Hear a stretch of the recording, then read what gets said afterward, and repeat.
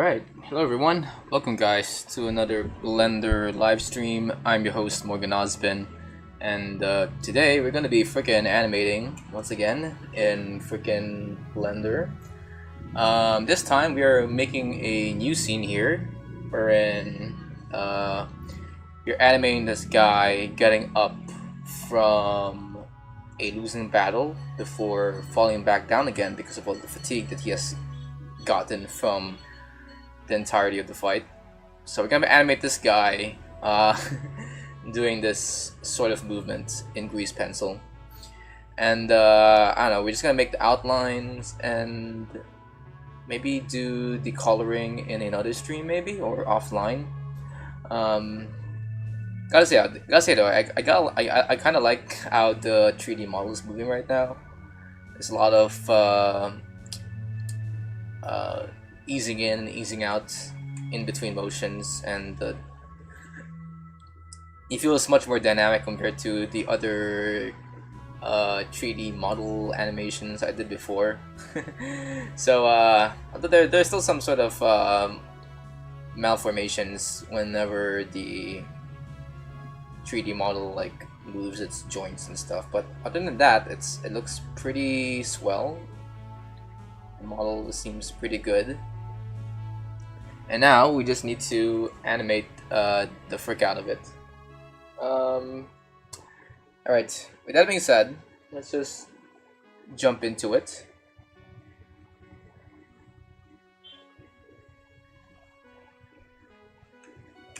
Alright. Let me just pause this. Let's drag the keyframe all the way up to here. And let's make the outline, shall we? And if you guys were here during my last stream, my last drawing stream, you would know that the reason why I am drawing that character is because this is going to be part of a larger animation stream, and this animations and said animation will be this one. Although she won't be part of this stream, of this scene specifically. She'll be like part of a separate scene that I still haven't created yet. That will be fully 3D rendered, unlike this scene here, which has some grease pencil stuff put into it. Her scene will be fully 3D rendered, because I'm thinking of like giving these two guys a backstory, because there has to be a freaking wrestling backstory if these two guys are fighting, you know. So let me just make the outlines here. Alright.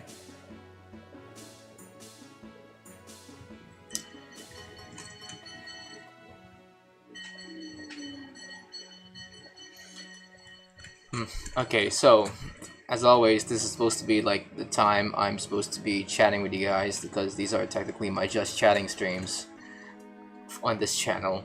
I really don't know. I really don't have anything eventful to say to you guys that happened this week, aside from maybe one time when I was like going out to eat somewhere before school, and I just realized how much of a privilege bum I am. So if you guys don't know, before school, I used to have to like travel a lot to get to my college campus, because my college campus is like so far off now from where I live. So whenever I have like an early morning class at this campus, I have to like wake up very early on in the morning to get ready. And most of the time when I leave for school, I usually don't have time to eat breakfast at the house. So when that happens, I usually have to like eat instead outside at some fast food chain usually. And since I am going to my college campus, and I have like a few like restaurant chains that I can visit up.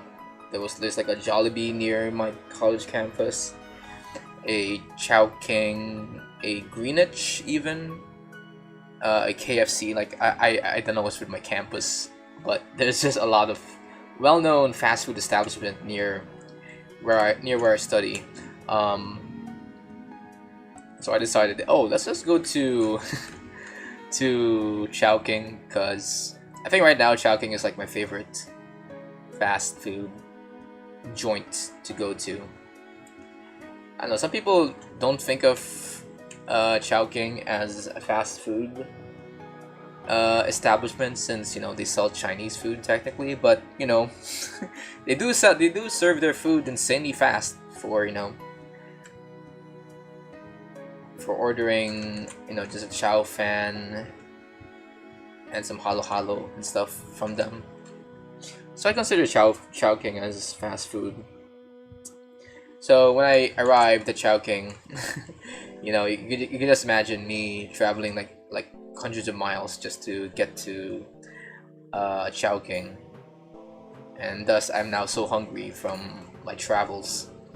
So I decided to order myself a big hefty meal. Now I didn't really knew that much about about Chowking's portion sizes at that point. So I decided to order a chicken laureate, which is basically just a plate of fried chicken, pancit canton, which is this fried noodles with some vegetables and some other meats. I think the other one is like kropek, which is Chinese chips technically. That's like shrimp flavored. What else is there? Fried rice, of course.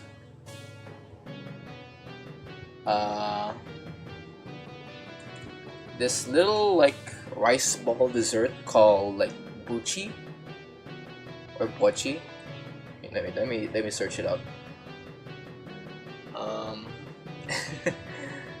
And one piece of shomai. It's basically just like a rolled up pork roll, I think.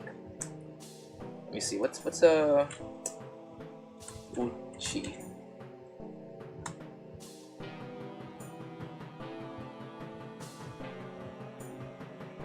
Yes, buchi. I had one roll of buchi and one piece shomai. Now I didn't really know what the portion sizes of this chicken laureate is, and I thought that would be like very small, because I usually have these value meals more often in these fast food establishments, and usually the portion sizes of these foods aren't really that big. So in addition to this chicken laureate, I ordered some wonton soup and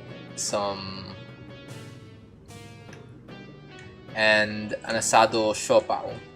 It's basically just like pork put inside some kind of special bread that they have. I think it's like a pastry, but one look at it and you don't really think of it as a pastry, because it's like a very white looking pastry, but when you bite into it, there's like some pork filling inside of it that's just very savory. So I ordered some additional things on the side to help me, fill up this stomach aside from the chicken laureate. And when the food finally arrived, it took like a couple of minutes, and from my perspective, I should have known how big these portion sizes are if it took like a while for them to make it. But as soon as the food arrived, I soon realized that I may have ordered too much for my own liking, because by the time they gave me all the food, I basically just had like a king's feast for breakfast with all these Chinese food in my table. Basically, to fit all of the things ordered from them, I had to like get 2 tables from the restaurant to fit everything into my table. And I didn't want to be rude and say, "Oh, please take this back. This is too much." I wanted to, you know, let them know that I appreciated the food by chowing down on them. So I I did chow down on the amount of food that was coming my way. It basically felt like an episode of Man vs. Food. Where I had to like chow down a bunch of these food in a certain amount of time.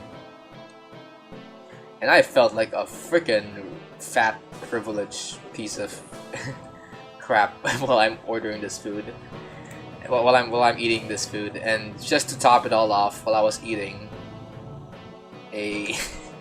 because usually whenever I go to these fast food establishments,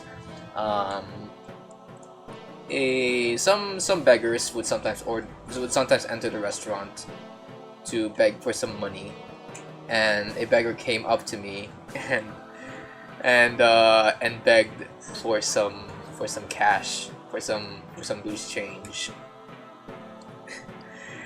But the moment that one poor kid came up to me and asked for money, I just came to realize the freaking image that I just put myself into when the moment this kid came up to me. You know, because just imagine, just this rich, me, the rich fuck, eating all of this food on the table like a freaking king. And then there's this one kid coming up to me asking for some money. Like, that's just the equivalent of a freaking privileged motherfucker, if you say so myself. Like, oh my god, holy shit, I have now become the person that I've so desperately wanted to despise my whole life. And of course I did give the kid some money, but holy shit, that really made me feel like the most privileged person in the world. And it's not a good feeling, I must say. So yeah, so for you guys wondering whether you think I am well off or not, well, there you go. I'm technically definitely well off when it comes to my money. And I don't want you guys to think that I'm struggling, because from that event itself, I definitely am still doing well, technically. Better than other people. Though I don't think that's really a good thing on their part.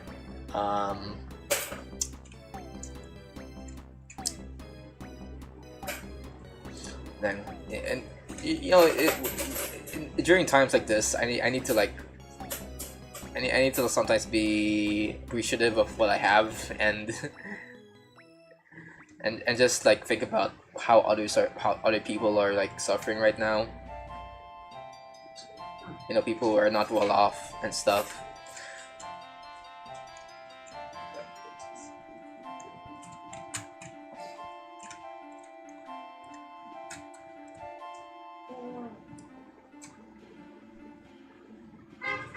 Because, you know, I sometimes sympathize for those kinds of people.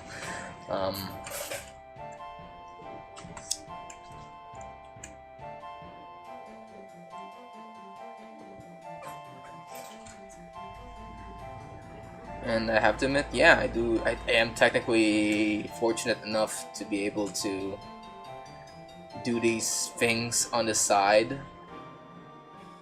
while not having to worry about food and shelter and stuff. And I don't want to hide that when it comes to you people.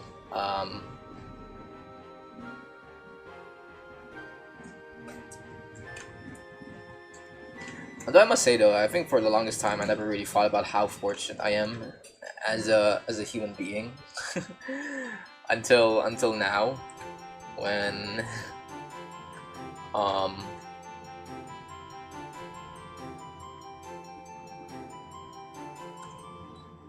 until I start to realize how there are like less fortunate people than mine than me. It's so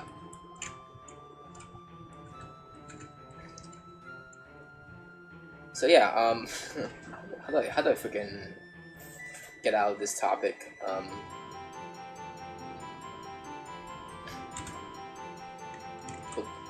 me just make a new frame here. There we go.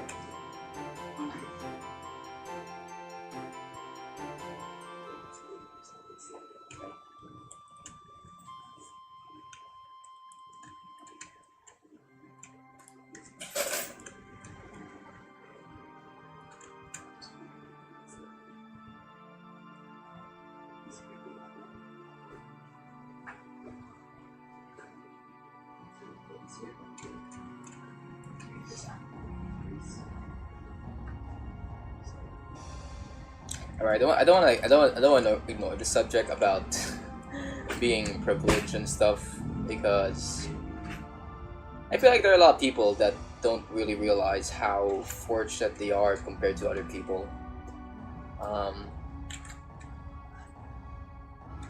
Especially when it comes to how things are happening now on the news. I don't want to get into what's happening in the news right now, especially in this country, but let's just say that a lot of people are being pretty mad right now because we are now exposing a bunch of people for being put into power because of nepotism,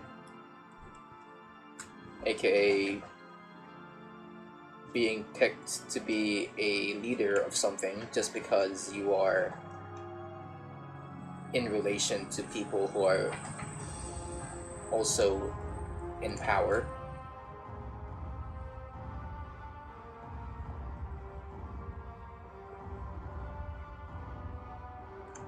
And when you're in that sort of position, you don't really... I came to realize, since, you know... I mean, I'm definitely not like those kinds of people, but I do sort of see some similarities when it comes to me and them. I mean, I'm technically not part of a of a well-off family, but I do sometimes forget about how lucky I am and how much fortune, how fortunate I am as a human being to even like live under a roof, at least, compared to people who have to work just to even survive and stuff.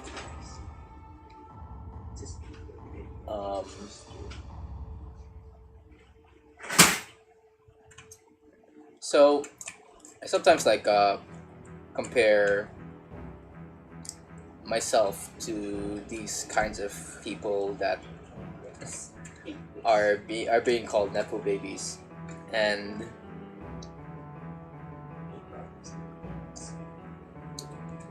what I came to realize is that when you're in that sort of when you're in that sort of power, when you have that kind of power to just be given, I don't know,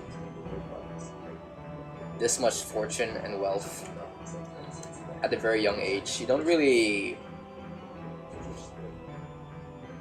have like any like knowledge about how lucky you are as a human person.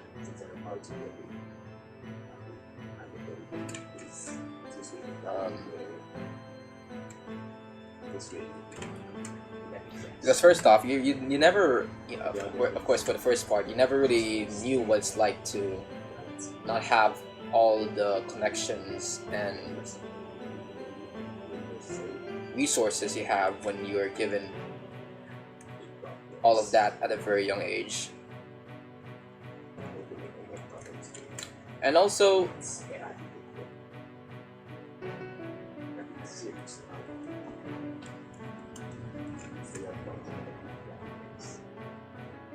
you don't have like the, I guess the experience to know what's like to not have any wealth.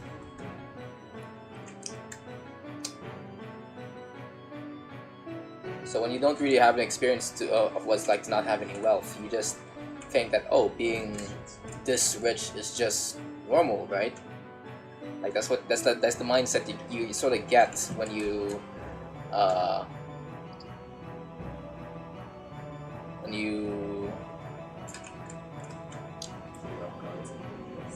become when you are like a part of these sorts of Nepo families, I must say.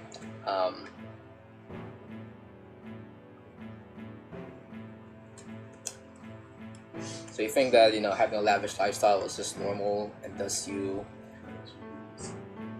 do what you can to flaunt your wealth and stuff. And just to be clear, I don't really think there's anything wrong with people who, I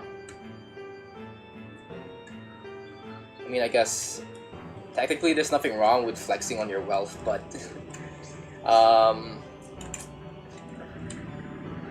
but based on recent experience, guys, I really don't think it's like very relatable or very helpful, even whenever someone flexes their Louis Vuitton bag or anything that valuable in front of everybody else.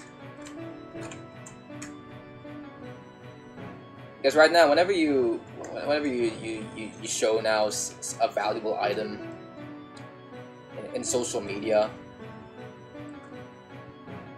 but what people will do now is compare your riches to what they have right now.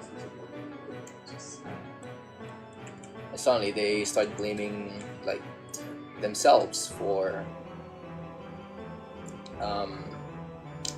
they start blaming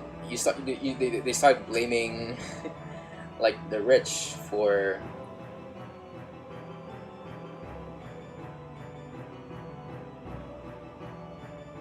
not giving the lower class like their support, you know. So let me just make the outlines here.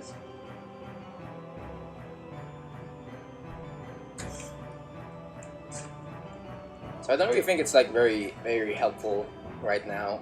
Plus I don't really get why people flex on their wealth. It's like why do you have to do that? I mean, it doesn't feel like an achievement to be owning these kinds of things. And the only reason why you want to like flex on what you have is if you really just want to show off what you have. It's not like art wherein you're showing off because it's like something you did or anything. Although technically speaking, when you I guess when you flex on your wealth, you're kind of like flexing on the things you earned as in your day-to-day job.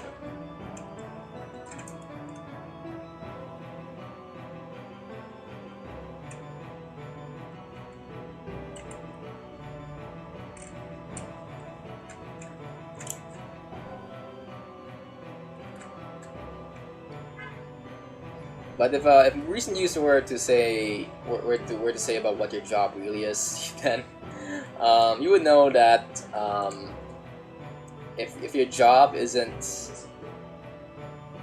like under legal precedence, then maybe you shouldn't be flexing on your wealth, you know. Oh god, am I starting to talk about politics in the stream? I don't want to talk about politics in the stream. But I think given the recent news, I think I do need to talk about it in some sense of the word. Given how things are going down around the world, I must say.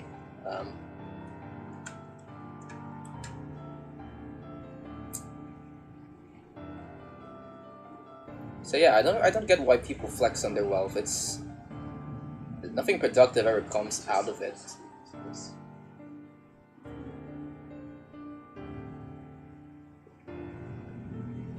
Aside from maybe boosting your own ego.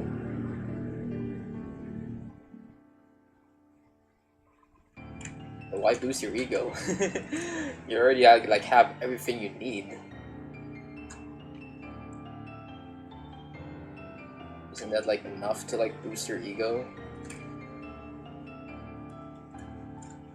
If you're that like wealthy and stuff.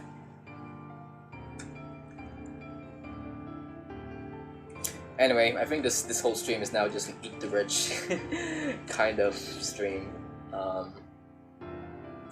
Let's try to steer this conversation to more lighthearted topics.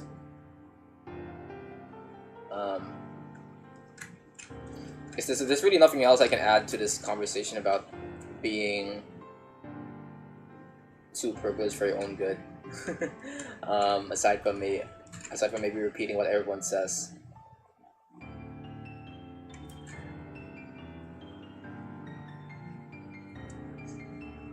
Anyway, let's get back to animating this. I usually have a lot of things to say in this stream, but since we are now doing some outlining, I can't really focus on chatting with you guys while making the outline for my guy. Oh, by the way, guys, I've been like thinking about doing another video in the near future. And no, it's not about making video games, as one might guess from what I've done during this summer. I feel like I need to do a couple of more games before I do a video essay on game development. So I won't do a video essay on video game development this year at least. Maybe after I make one more game, I'll do a video essay on video game development. But right now, I am thinking of making a script for a video about being a male VTuber, I guess. I know, right? That's like... I feel like I should have already made this video. This should have been a video idea I would have done like at the very start of my career, but I guess I didn't. Maybe because I am too insecure about my experience as a streamer here on YouTube, and plus when I look at myself in the mirror, specifically my avatar, you don't really think of it as the main the face of male VTubing, you know. But I don't know. I guess it's about time I share my experience as a male streamer on this platform.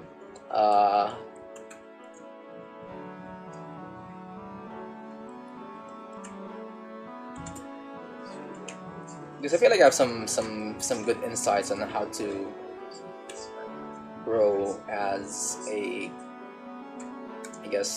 creator in this platform amidst like a sea of, you know, so many competitors, I must say. So I spoil what I'll be saying in this video. Forget. I'll spoil what I'll say in this video because either way, I don't think you guys would would remember what I say here once I get this video released. So when you think, if so many guys think about male VTubing, I don't think the first thing that ever comes to your mind is me. You know, Morgan Ozpin, because usually people who stream as or identify themselves as a VTuber usually has like an anime art style and something like that. Streams games, chats with fans on the internet, and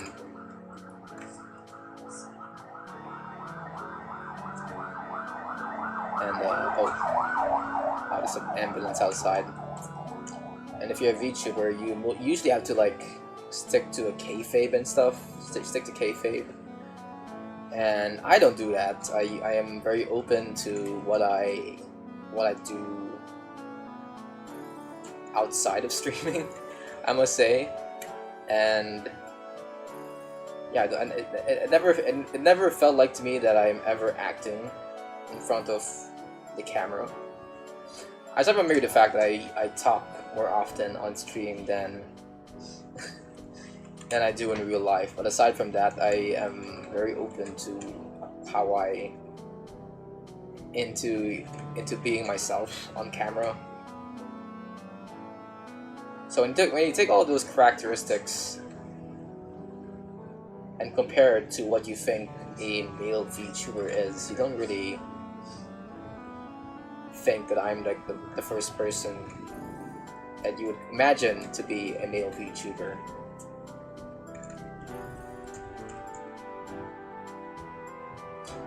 And to me, I think I pretty much did that by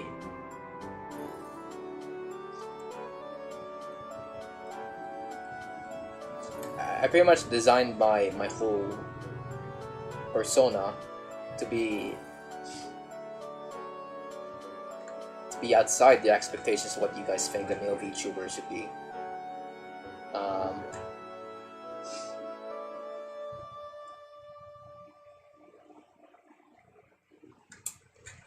Because I guess, believe it or not, I also don't like, I kind of don't like how people perceive VTubing right now. I mean, I kind of like creators who are in the VTuber circle, and I don't have any gripes or any hate towards how they portray themselves online. What I just kind of hate about VTubing is that we now have sort of set a precedence that if you're gonna be a VTuber, you need to be technically an idol in front of everyone. You know, you need to form these parasocial relationships in order to build a kind of audience here on this platform to be considered a male VTuber, or a VTuber in general. And when I think of these expectations, I think, nah, this isn't what VTubing is supposed to be. I mean, if you guys are a VTuber and you're meeting these expectations, then I don't mind you being that. It's just that I think VTubing just has more potential than to just be a avenue for people to start making parasocial relationships with the streamer, you know? Because I don't think of VTubing as a genre. I think of it as a medium in which people can express themselves freely without worrying about any restraints, like worrying about, you know, worrying about fitting into the mold of being like a professional singer or a dancer, if you really want to be like part of the whole HoloLive thing, you know. Because I think what makes, you know, these big VTuber agencies successful, especially HoloLive, is that they're technically like the odd people in the group when they first started, because I think based on my own knowledge, like they started at a time when VTubing is considered a streamer related thing, in that, you know, when you are a VTuber, you're expected only to like play games and stuff.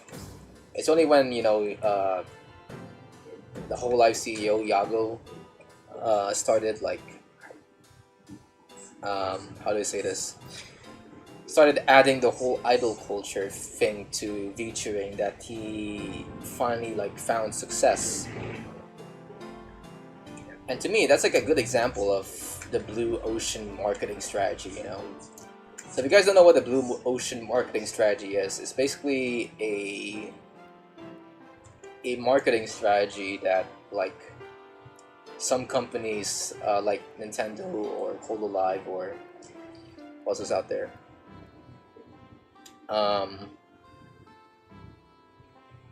Basically, I guess those are like the two good examples of companies that follow the blue ocean marketing strategy.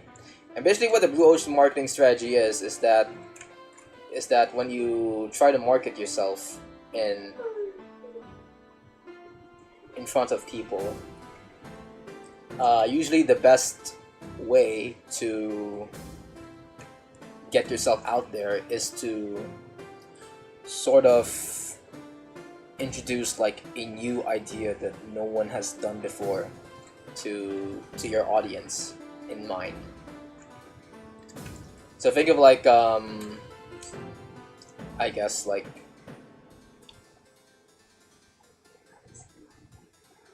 how do I say this? Think of like Nintendo back in like 1985, was it? I don't know. Because Nintendo came at a time when no one really believed that video games would have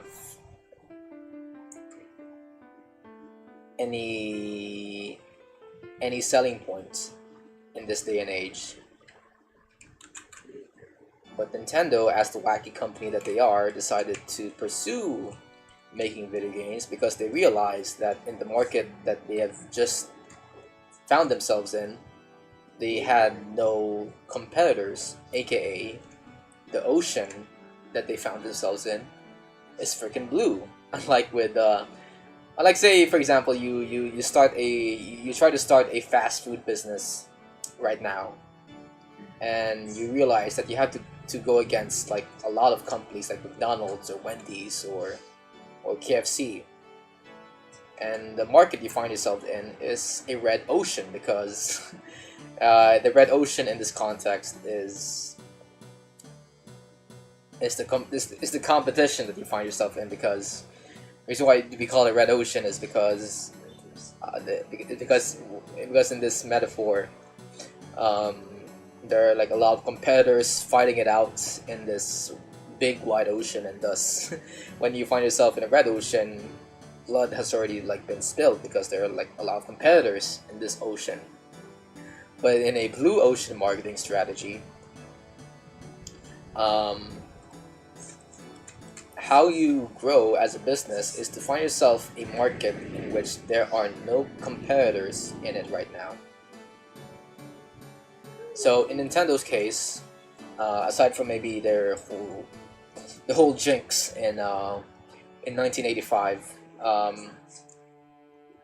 there was also their whole comeuppance back in like 2008, I think, when Xbox and PlayStation are already like big competitors in the video game industry, in the video game console industry specifically, and Nintendo was just this odd man out in the race, in this video game console war that they found themselves in.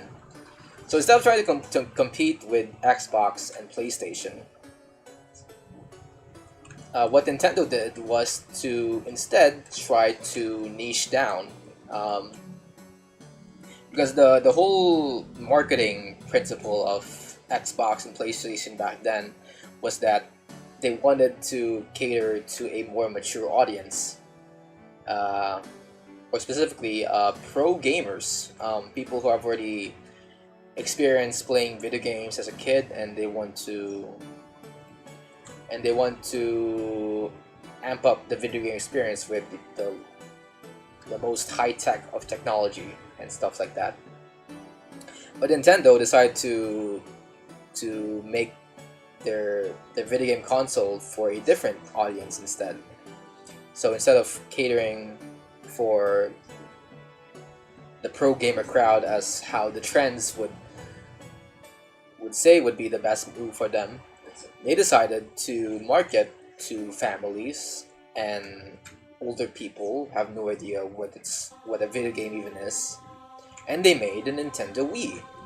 And the Nintendo Wii was a revolutionary freaking console.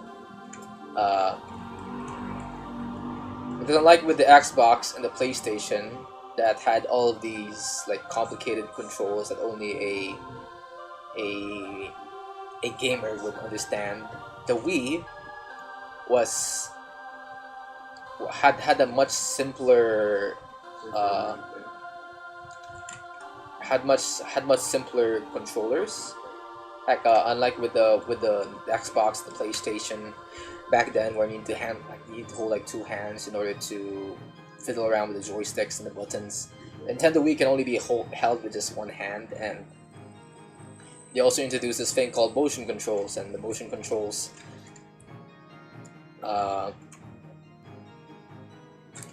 allowed Nintendo to experiment on games that haven't been made before, like Wii Sports, Wii Bowling, all those like sports games back when the Nintendo Wii was released, and everyone ate that up, not only gamers but also people's grandmas and grandpas, your parents, like people you don't expect to play video games have now decided to own this Nintendo Wii. And I think even like Joe Boy, like a famous comedian in our country, once told of how his mother was into playing the Wii, specifically Wii Bowling, because he was like a big fan of the Wii Sports series in the Wii. And from that story, you can sort of see why Nintendo is successful as a company. It's not because they decided to compete with what already exists. The reason why Nintendo is successful as a business is because they decided to go against the crowd and fight a different battle that had less competitors. In this case, the market they decided to conquer is the general public, the people who don't really know how video games work, at least for when the Wii was released. And they did the same thing when they released the Nintendo Switch. Like the Xbox and PlayStation were still like the biggest console platforms at the time. And Nintendo decided that instead of competing for the home console market, they decided to start a new market on itself and create the Nintendo Switch, a freaking console that is both a home video game console and a mobile console they can carry on the go, and no one has done it before. And because no one has done it before, they don't really have any competitors to really worry about, and thus they became technically the biggest, the winners, I guess, of the video game console war of the late 2010s. And I guess from that story on itself, you can sort of see why I kind of appreciate Nintendo for, or I at least find fascination with how Nintendo markets their company, and I sometimes carry that also to how I also like portray myself online. Because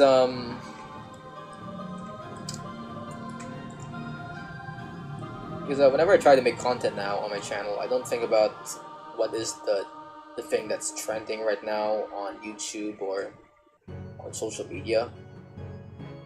Because I realize that the moment I start doing stuff that is trending in social media, it doesn't really like last very long. I mean, sure, I do sometimes do some things that are trending, like for example, like this whole VTubing thing. This is technically a trending thing that I started back when it was booming. But I decided to niche down. I didn't want to just be your generic VTuber to tune in for games and stuff. I wanted to do something different, and by different I mean, you know, doing a bunch of these Blender modeling streams and these pencil streams while I chat with you guys. And I also share with you guys what I do behind the scenes. Like little things like that makes you remember me as a person. I wanna try and do something different from the crowd, because I realized that that's really the way to go moving forward. And plus, it's something that I enjoy, you know. I don't want to just stick around and do what's trending, because most of the things that are trending isn't usually something that I want to do.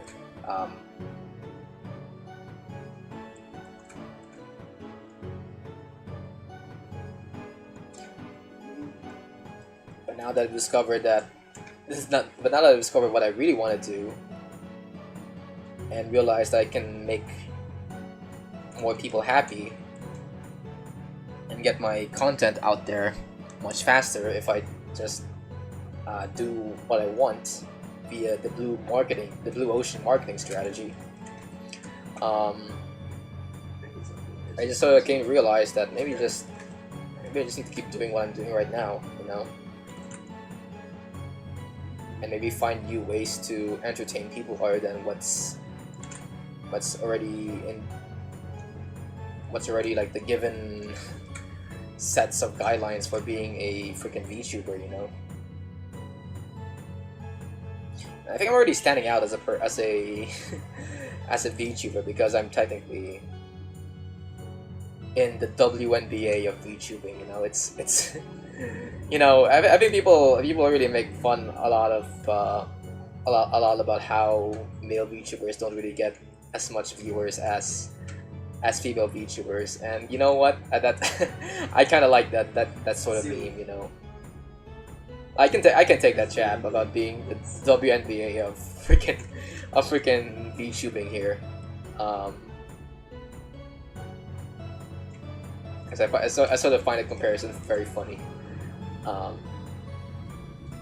But also that really made me realize that, oh, since I'm in the WNBA of VTubing, that means I technically don't have that much competitors, I must say. You know, I mean, I guess I do have some competitors, like I say, like I don't know, I guess the Niji Sanji boys. Those are, I guess, the competitor, the main big male VTubers of this scene. But other than that, I don't really. I mean, I guess there's also Shoto and the indie VTubers that occasionally pop up on stream. But other than that, you know, I came to realize that in the male VTubing scene, there's really not as much competitors compared to in the female side of things. Granted, we don't have any viewers as bigger as you don't have very big view counts compared to our female counterparts. Wait, why did I say it that way? Compared to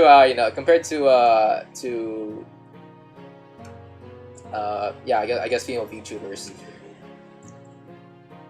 But I find it as an opportunity for me because since there's not much competitors here in this scene, I can pretty much shape the genre to any way that I wish it could be, you know. Because as of now, we haven't really found like a winning formula to becoming a successful male VTuber, aside from maybe what BG Sanji's doing. But like even now and then, like when you think about what BG Sanji's doing, it's like it's pretty much a niche of a niche, you know. Nothing has really like cracked the mainstream audience when it comes to male VTubing,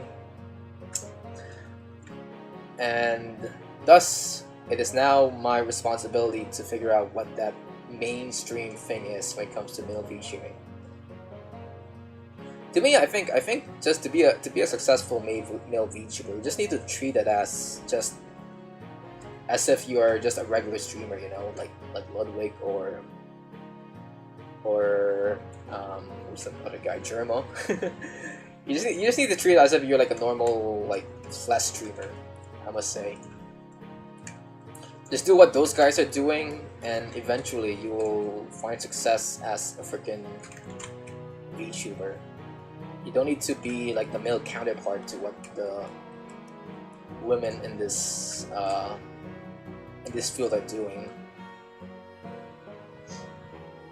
Because when it comes down to it, I think they're also doing what normal women flash streamers would do if they don't have like a anime avatar in their screen, you know?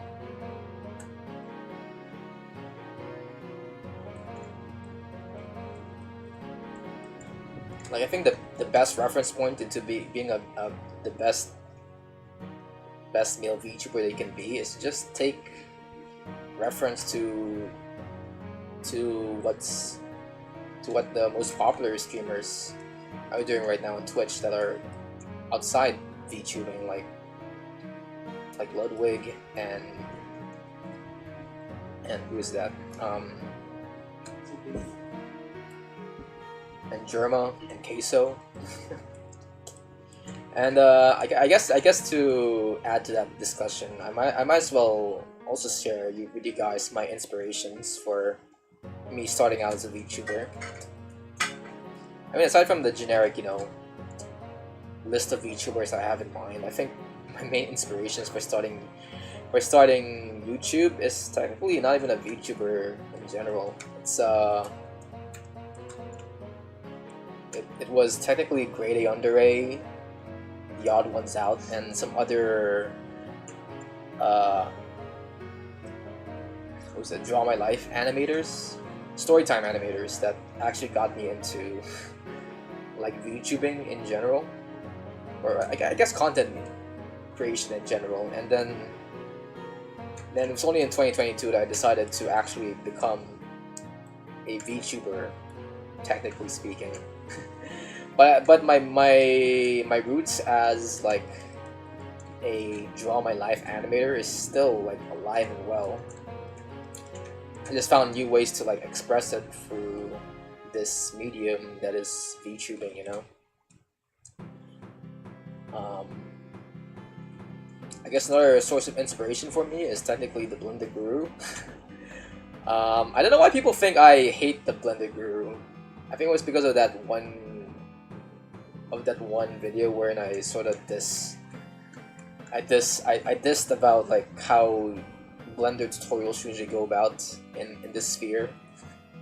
But I'm like, I have no qualms with the Blender Guru. In fact, he's like the main reason why I started Blender.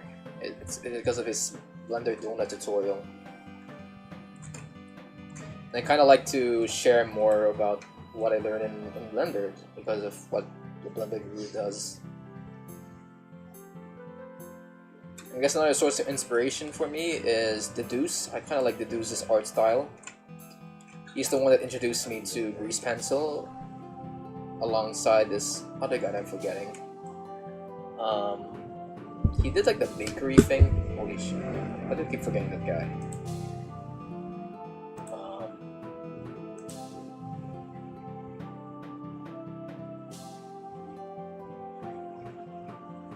Let me search up that guy's name because I do want to credit him as a main inspiration for my Grease Pencil work. Grease Pencil Bakery. Kevin Drom, yeah, Kevin Drom is also a main inspiration for me when it comes to Grease Pencil stuff here in Blender. Yeah, I have a lot of inspirations that is outside of VTubing.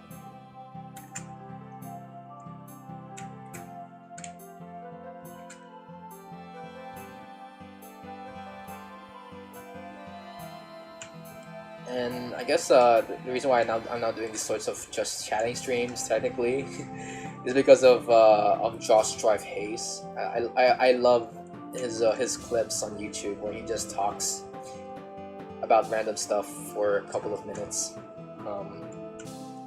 Not just his video essays, also his clips on Twitch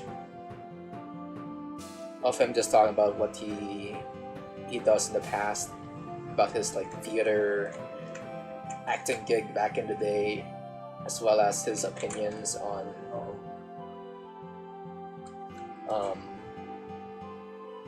dating and working and stuff. those I guess are my main inspirations right now.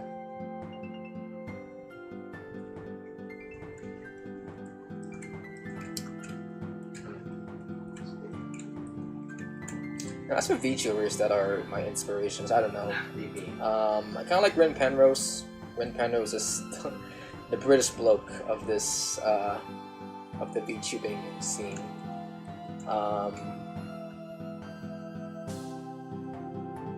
I used to just watch Vesper back when he was in Hollow Stars, but he recently graduated and became someone that I don't want to say because not because he did anything bad or anything, but I don't know if how he would think if I start doxing his alternate persona online.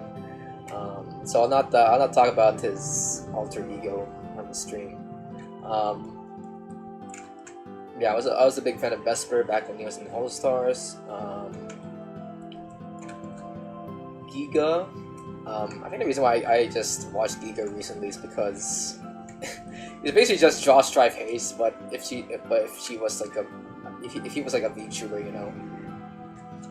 He also posts a bunch of her clips of her just talking, and I sometimes listen to that in the background. What else is out there?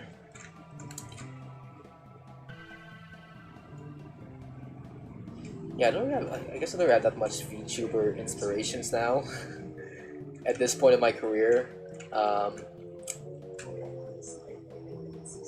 Because right now I only listen to video essays online, and most of these video essays is just about you won't get what these video essays is about. It's just about business, economics, and for some reason public transport. All of these things I'm just watching right now on YouTube. Aside from maybe some news, I sometimes watch a bunch of news outlets here on YouTube as well. As well as, I don't know. Since I'm a creator, I also watch a bunch of people talking about content creation itself.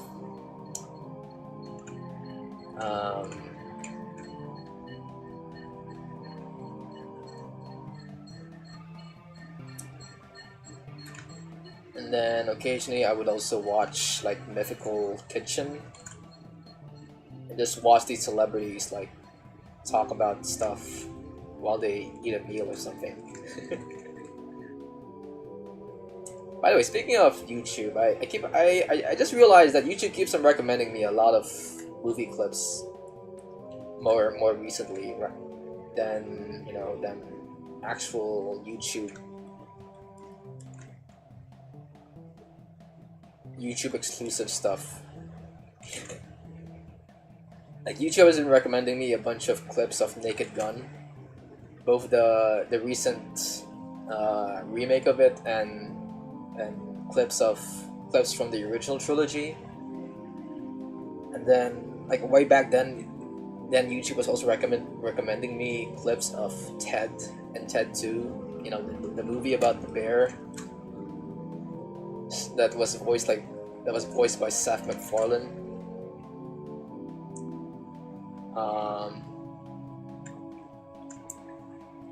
And then I think now like YouTube is now recommending me clips of some Marvel movies and stuff, and I'm like, what the frick, YouTube? I mean, I kind of like. I kind of find some entertainment in watching these movie clips, but come on, give me some some videos that are made by actual creators here. If I want to watch a movie, I'll go to Netflix, not on YouTube, you know.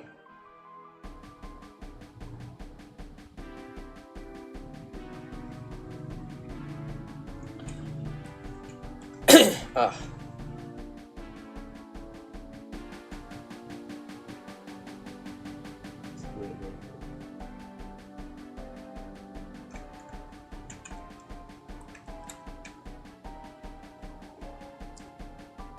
I would like to blame YouTube for not handling their site that well, but I don't think they even know how to fix the problem. Consider that, you know, I also had some experience making websites, since I've already like made a website before, and oh my god, the headache it takes to sort of even create a simple JavaScript script for a website is also like a draining thing for my brain. So I couldn't imagine what the developers would think when it comes to the mess that is YouTube right now, and the code they have to go through in order to understand how YouTube works right now.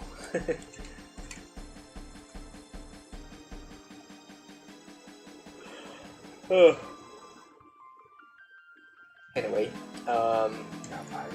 okay, so we made all this.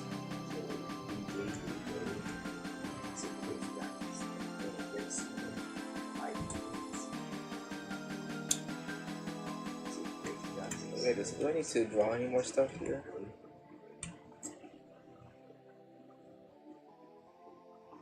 Okay, why did I forget to draw the foot here? What the heck?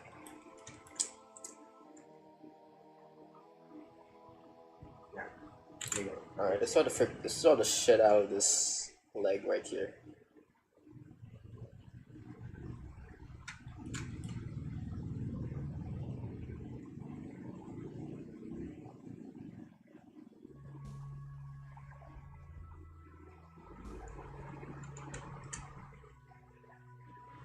Alright, while I'm drawing this, I might as well pause for a bit. I need to go for a water break real quick. I need to get my water jug from my fridge. So let me just put you guys in the waiting room, then I'll be back. Hold on.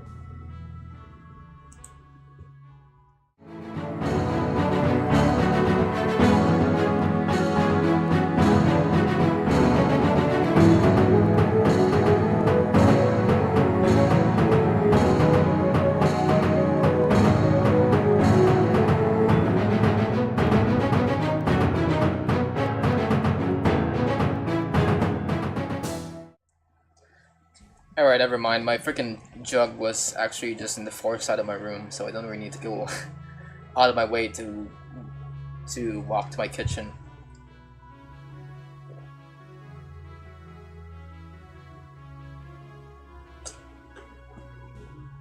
Alright, let's draw. Speaking of which, I already created the waiting room for my stream on Tuesday. We're gonna continue on drawing my female wrestler character on Tuesday, because I'll be busy working on stuff on Monday, so I can't stream on that day. So I'll stream instead on Tuesday. Anyways, I think my streaming schedule right now is every Saturday, Sunday, and Tuesday is when I stream. And then on Thursday, I just release a short that I've already pre-recorded or a video. I don't have anything ready yet for first day though. I don't have a short planned or a video. I did say that I'm gonna release like a song, but I still need to like equalize my voice recording as well as do another take of me singing, because oh my god, my mic my mic is so bad right now when it comes to recording my voice, and also I'm not a good singer. So yeah, it might take some time for me to at least get a decent take out of this song that I'm planning to release. So I'm not sure if I'm gonna release it on Thursday, but I'll definitely try.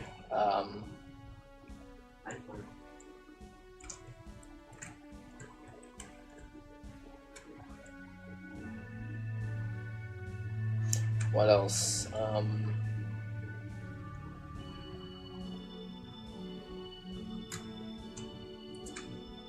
As for coding stuff, I don't really have any plans to code in the near future.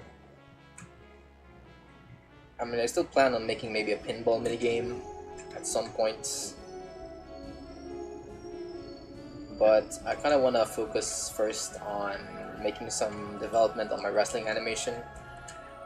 Yeah, if you guys have subscribed for my coding streams and my gaming coding streams, that probably won't it will probably be a while before I start coding again, because oh my god, those are a hassle to get started on. From wrapping my head to from wrapping my head around coding stuff in Godot to like learning new things in Visual Studio Code, like all those are just way too much for me as a streamer. Plus, I think I'm like, it's like compared to like my Blender and LMS streams, I really don't have a lot of ideas when it comes to what I can make via this newfound skill I have in coding. I mean, I can make another website or a game, but they're not as but those ideas are not as interesting as, say, me making like this wrestling animation, or me making a sequel to an animated short that I did a few months ago, that I did a few years ago.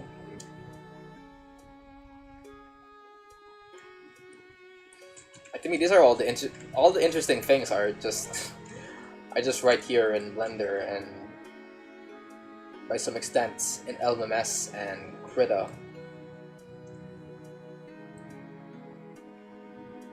Like, I have more passion in making art here rather than in coding. So if you guys are disappointed by that, I apologize.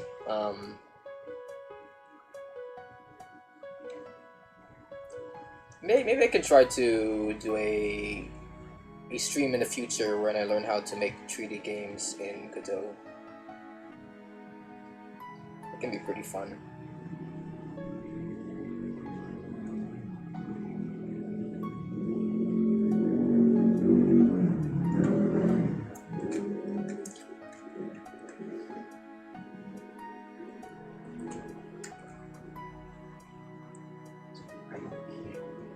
Anyway, I just realized that I went through like an hour of the stream, and I didn't talk about what I did today.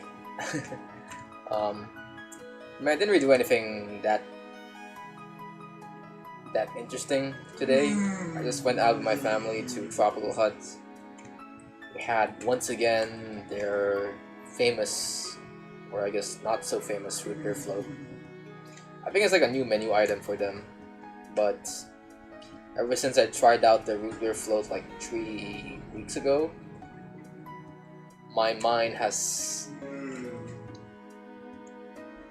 always like craved for that for that one root beer float every Sunday and stuff.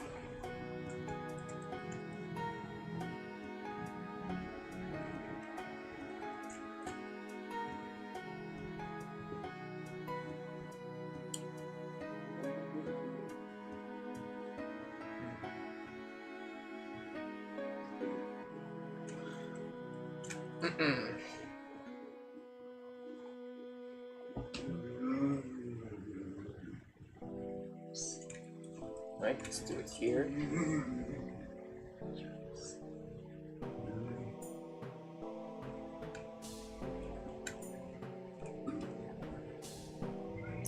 Oh yeah, something also adding on to the freaking videos that YouTube has been recommending to me right now. For some reason, YouTube is also recommending me a bunch of Plants vs Zombies 2 videos on YouTube. From like icebergs about the games itself to like just clips of people wondering how many plants would it take to defeat this zombie and this special modded zombie or something. Like I don't know why, but YouTube has been recommending me a bunch of Plants vs Zombies 2 content. And Plants vs Zombies content in general. And because YouTube has been recommending me a bunch of Plants vs Zombies content, I just recently decided to play once again Plants vs Zombies 2. And I don't know if it was just my nostalgia for the game, but something about Plants vs Zombies 2 right now felt very different compared to how I remembered it back when I first played it in like 2014. I mean, it's still technically the same game, but with added maps and stuff and added content. But just something about Plants vs Zombies 2 right now feels very EA, I must say. Like from the constant ads I get from just the default Plants vs Zombies 2 game to the amount of times the game keeps on asking me to go to the online store to buy this special premium plant. Like, there's just now so much marketing when it comes to how Plants vs Zombies 2 portrays itself as a game.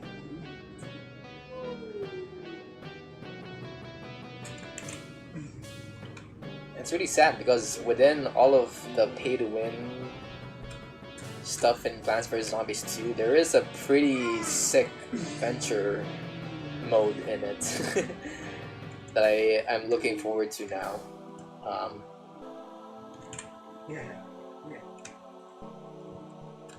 Because right now, when I think of Plants vs Zombies as a franchise, I think of it as I think of it as like a well-crafted puzzle game wherein your job as a player is to strategize on how you can effectively like defend a garden. And usually there's like you always put into that puzzle mindset when you sort of strategize what's like the best way to defeat this horde of zombies in the most efficient way. And I see that in the first game of Plants vs Zombies. But in the second game, they more so strategize you spamming the shit out of your plants. Like, I kind of dig the plant food feature at first in Plants vs Zombies 2, but now that I am now experiencing the game this late on in its life, I think the plant food is just an excuse for the developer to just make these lazy levels wherein there's really not much strategy to it aside from maybe, I don't know, like using this plant specifically on the shop, or using this power up. And I think Plants vs Zombies works better if the only thing that you kind of have to worry about is just the plants that you pick. But right now in Plants vs Zombies 2, you're kind of incentivized now to use those zapper and fireball and snowball power-ups that you get. As well as getting the premium plants, which I think are just way too OP for their own liking. But like Plants vs Zombies 2 is just a very unbalanced game when it comes to the plants you get and the power-ups you receive. And don't get me started with arena mode. Like, when it comes to arena mode, I don't think it's fun when you're working with plants that you know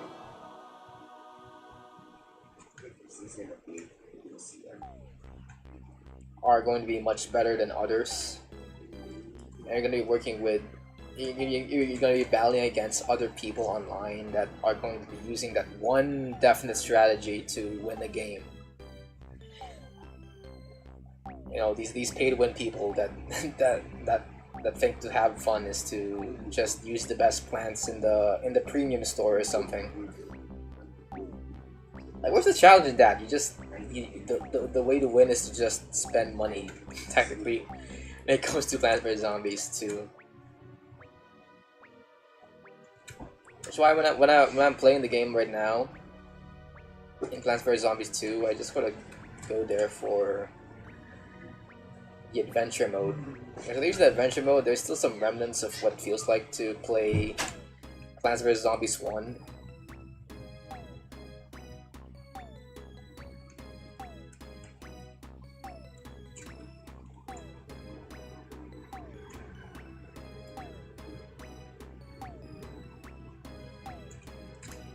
But yeah, that's my opinion on Plants vs Zombies 2. I guess one thing I can appreciate about Plants vs Zombies 2 as a game is its survival mode. Because back in PvZ1, the way they handled survival mode is that you get to save the plants you already planted in your yard every time you go from one horde to the next horde. But in Plants vs Zombies 2, the way they handle the survival mode is pretty interesting, because when you start off playing survival mode for the first time, you only start off with like the basic tutorial plants, you know, the sunflower, the pea shooter, the potato mine, and the walnut. But as you progress into the later levels of the survival mode, they will give you like more plants that you've earned during adventure mode, as well as more bonuses like getting back a lawnmower that you already spent during one level, or starting off with a number of sun in one level. And not to mention that when you move up to another level, the plants that you planted on your lawn doesn't get saved. So every time you start off with a new level in the survival mode, you start off with like a blank lawn. And to me, that's much better compared to the survival mode in PvZ1, because they add some sort of strategy and challenge to an otherwise samey sort of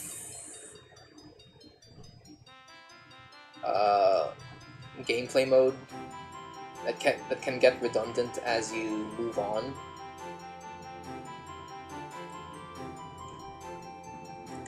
Because in PvZ1, you're always starting off with like with the plants that you've earned in adventure mode, with all the plants you've earned in adventure mode. And I think that's not fun. I think it's much better if you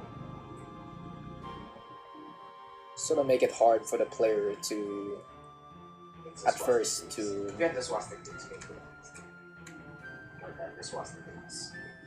survive in your lawn in the first few levels, and as you progress, you add these plants that are much stronger and will balance out the difficulty progression of survival mode as you progress further into the game. That, I guess, is the one praise I have for Plants vs Zombies 2. But other than that, yeah, I didn't really like the game compared to PvZ1.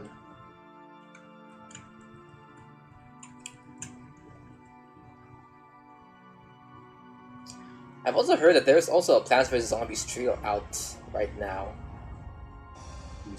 And I'm like, what the frick? When did Plants vs Zombies 1 came out?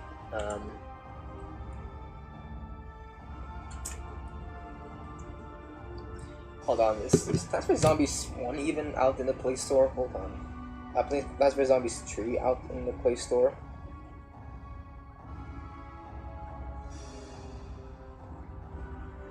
I don't see any mention of it here.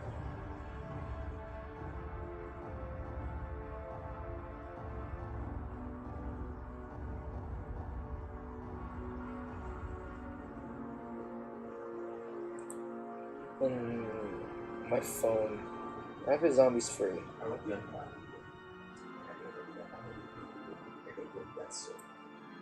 Yeah, I don't see any Plants vs Zombies free here, guys. There's no Plants vs Zombies free in the Play Store. Did they shut it down again? I heard that it was once out for a little while, Plants vs Zombies free, but then they shut it down because of how bad the reception was for the initial release. And then they released it again, and then took it down right afterwards because people also thought that that version sucked. And then now they released Plants vs Zombies free again, but this time they released it with 3 different art styles, and the player base gets to decide which art style would best suit Plants vs Zombies free as a game. And I'm like, what the frick is happening with Plants vs Zombies free? Like, this isn't usually how game development should work. Yet here we are. We are now like how do you say this?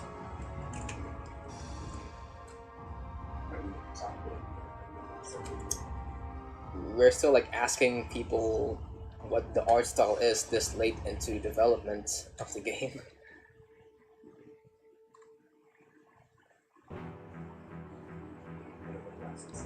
It's like so bad right now. The game dev hell that Plants vs Zombies 3 has found itself in.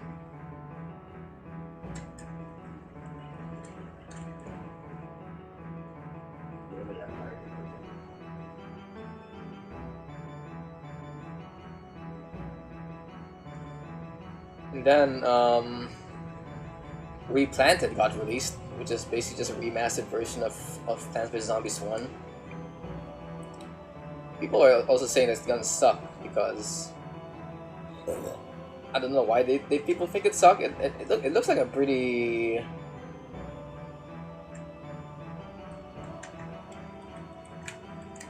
faithful adaptation to the original Plants vs Zombies 1. I don't know why people are mad about Replanted. Because when I think of a remastered version of Plants vs Zombies 1, that seems to be what I think is a good version of PvZ. Why are people mad about Replanted all of a sudden? Anyway, PopCap isn't reading well right now. And that kind of sucked, because I remember back then I was a big fan of Plants vs Zombies. I would sometimes egg my dad to buy me Plants vs Zombies 1 for the PC. And I still remember the old site where they would where you can get like a download link to PvZ 1.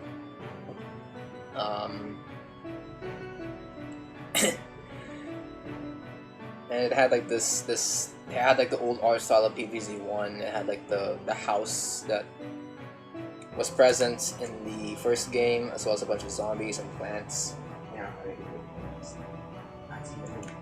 And I told my dad, hey, can you please buy me Plants vs Zombies 1? I'm a big fan of it. And then my dad is like, okay, I'll give you this game if you give me some good grades for school. and when he took me up on that offer, I just couldn't like like bring myself up to accept it, because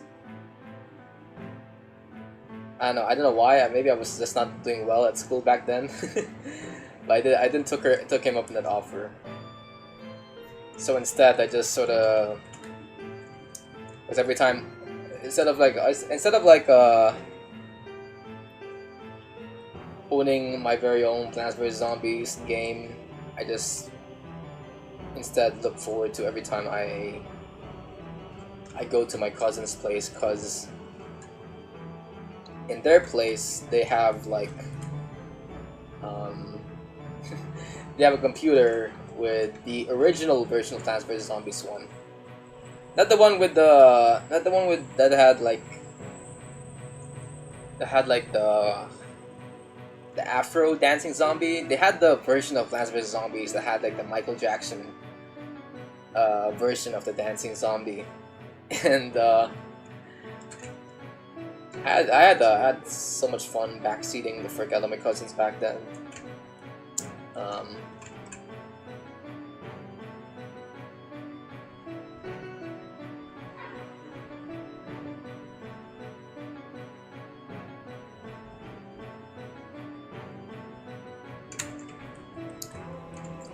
And now here I am playing Plants vs Zombies 2 on my Android phone of all things. Not to mention, I've already like played Plants vs Zombies multiple times before. Now that there's a free app version of it on the Play Store.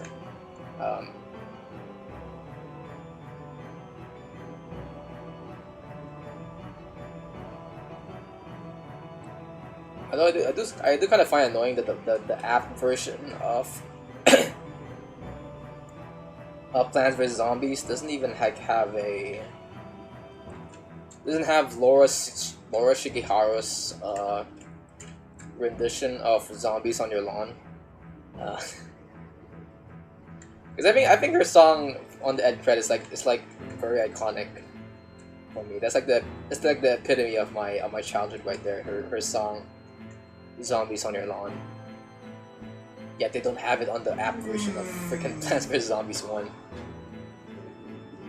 Hopefully on the replanted version they have Laura Shigeharu singing that song. Because if they don't, I'm gonna freaking riot, man.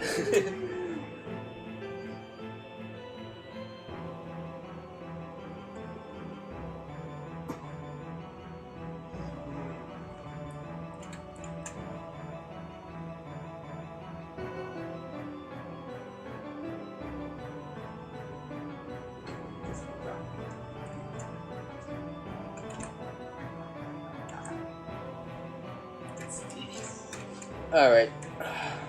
Let's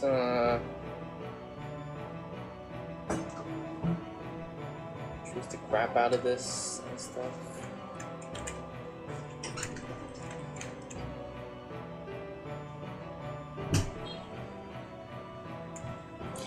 I guess I don't know why, but my freaking hands are feeling numb right now.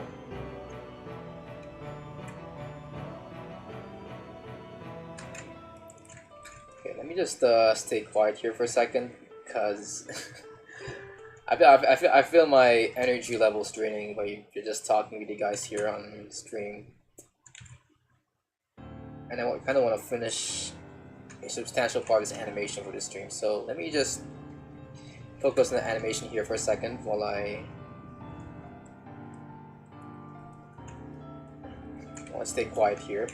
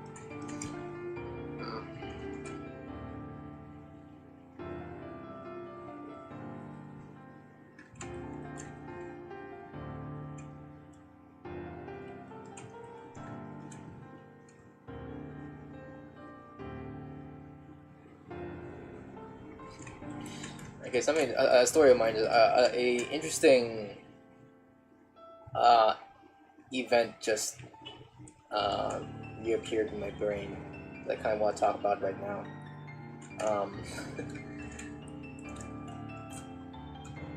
I mean, this story isn't really that long. It's just something that I found interesting while I was working out uh, yesterday. But anyway, just to start off the story, I was like working out pretty early in the morning yesterday. I went biking to my favorite running spot, then ran a couple of laps in where I usually run. It isn't really a hard workout. It was just a basic 5 kilometer run with a sprint at the very end, my part.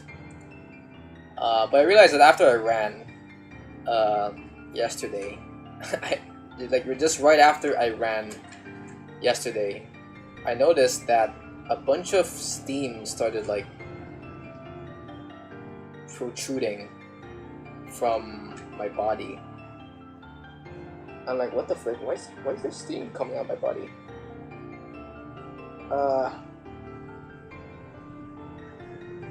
And then I realized that the reason why steam is coming out of my body is because I've been like, my body is like cooling itself down so much, or like it's like overheating so much that by pairing it up with the cold weather at that time, it started like creating like steam in my body, and I'm like, what the frick? What is this? What it really means to like burn calories? Like, what the frick? It's not like I did anything hard that day. I did do a full-on sprint at the very end of my workout, but it's like nothing compared to how I usually exercise. And here I am figuring out that steam is coming out of my body for some reason. I guess that just goes to show that when people say that you're burning calories, you're actually burning calories when you work out.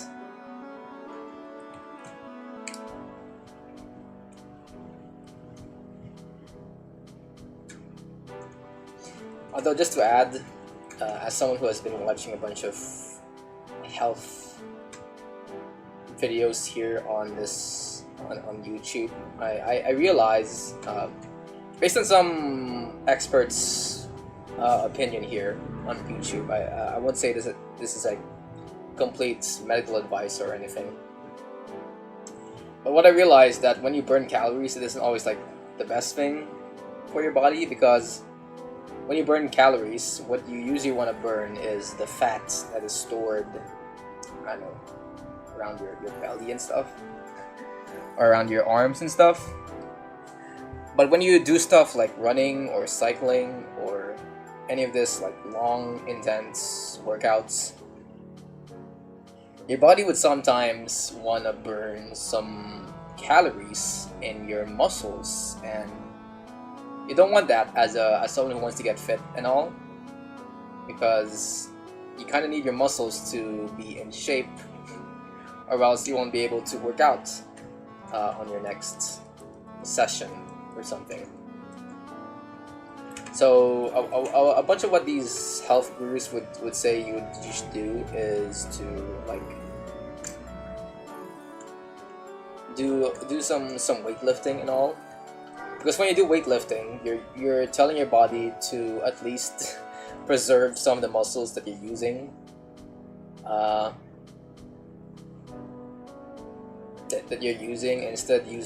instead burn the calories that you want to burn, which is the fat around your belly and your arms and legs.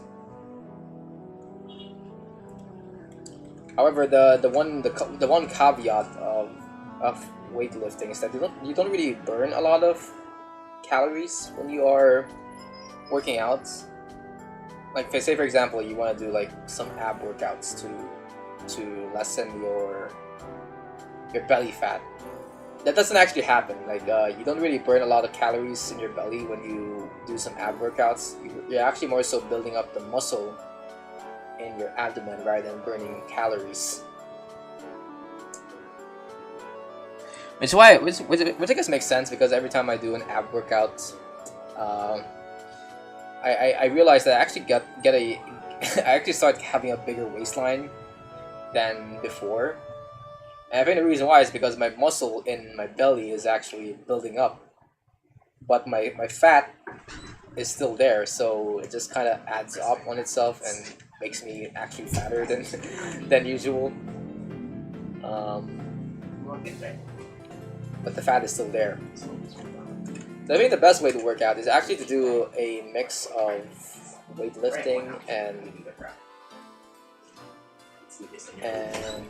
these long intense workouts like running or biking. Because running and biking is where you actually burn a lot of calories.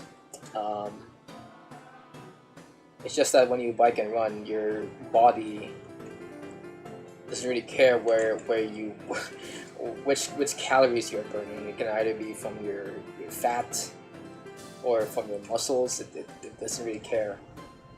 Like with weightlifting, or doing basic calisthenics stuff like push-ups or I don't know, sit-ups and stuff. Your body thinks, okay, maybe you should just burn this specific tissue, this specific adipose tissue, rather than your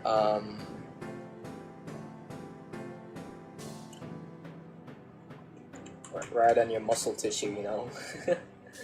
So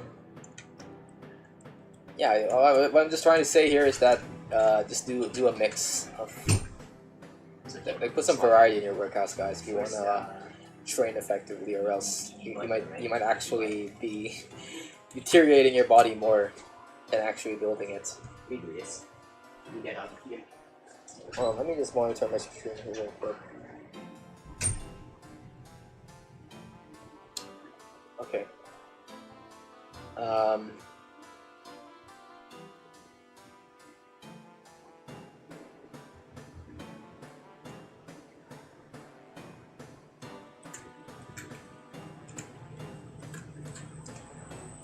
Alright. I've been streaming for like an hour 43. And we're doing a lot of progress here. Let me see if all of this looks good on this end.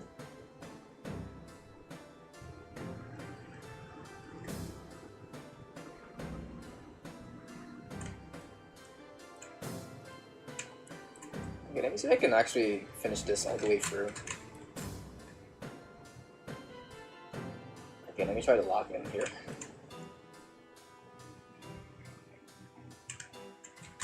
Let me see.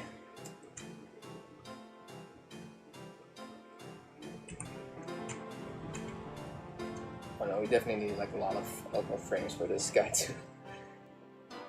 How many frames is this? Like 10, 15 frames. I think 15 frames. We need to do 15 more frames of animating, since we're animating on 2s.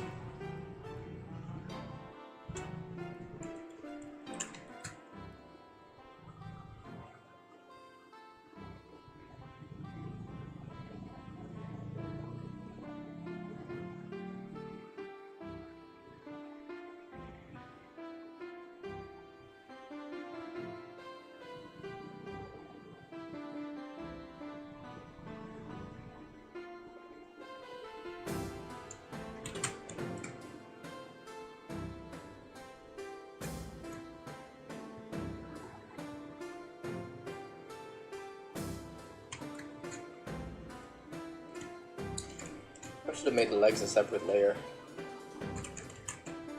Like no movement coming out of it.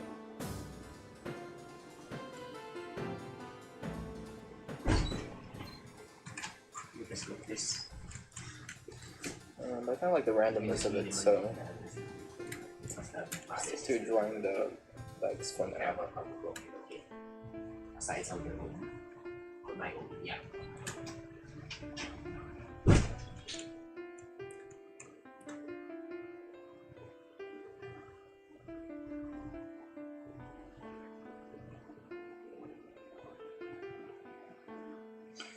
Alright, what else have I done this week? I had my preliminary exams right now for this semester.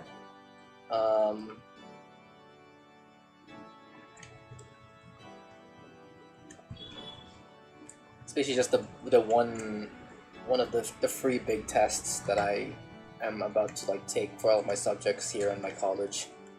And the preliminary exams are like the first of them. First of the big tests. And one thing that had me worried was how I would do in my biostatistics subject that I'm taking right now, because I'm not really a big math guy, and biostatistics subject that I'm taking right now in college really required me to do a lot of math. And I thought I would fail on this preliminary exam, but I got the results of my exam just a few days ago, and I realized that when it came to like, I think, because my teacher is still not done checking the entirety of my exam, but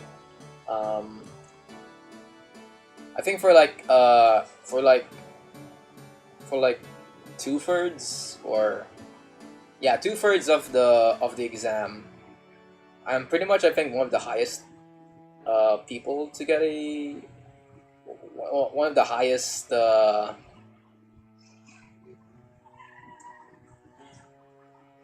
my exam like got one of the highest grades out of the rest of my class. And I was like, what the frick? Where did my skill in math got so high? You know, I think the reason why my grades got so high for my biostatistics class was because I think for like the first 2/3 of the exam, most of it was just like multiple choice questions that didn't really have anything to do with math at all. But I'm like looking at the grade gap between me and my other classmates. I'm like 20 points ahead of like the guy below me when it comes to grades. And you know, I'm not really usually a guy that like compares grades, but like, what the frick? Why am I that high up? You know, I usually expect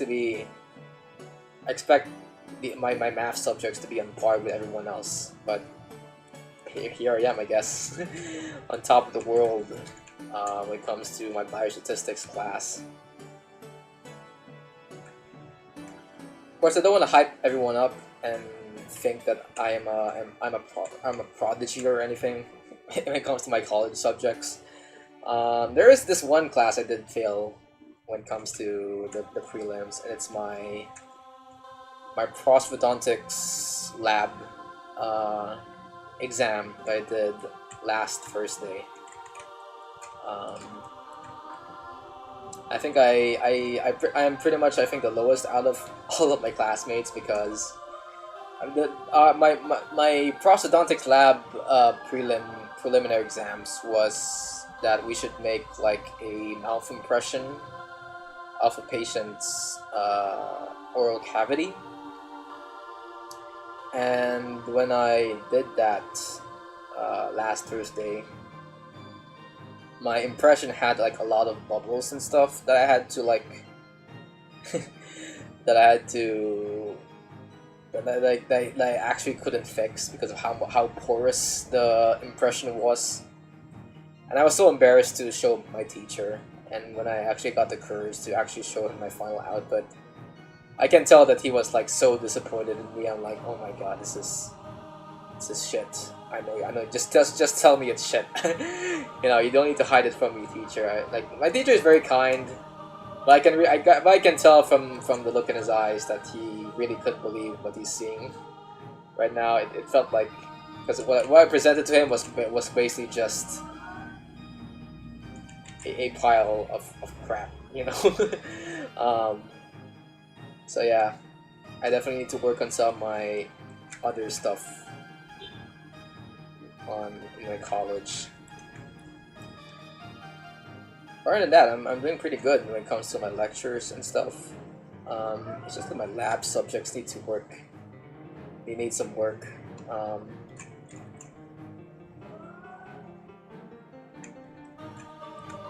I really couldn't imagine myself how I would function once I get to my clinical years in my dental curriculum. I know it's gonna suck. But I need to push through it, because that's definitely what's part of being a doctor, is to actually work with your hands and stuff. And if I can't perfect that, like, all this is all for nothing, you know.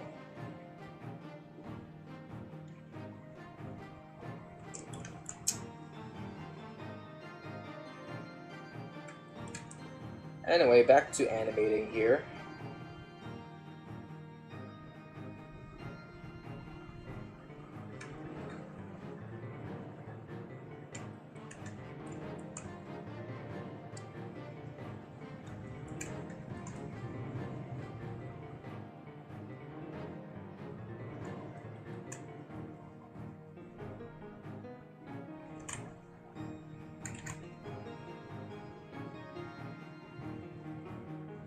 By the way, I'm intentionally making the eyes as asymmetrical as they can be, because this guy is supposed to be looking beaten up and all.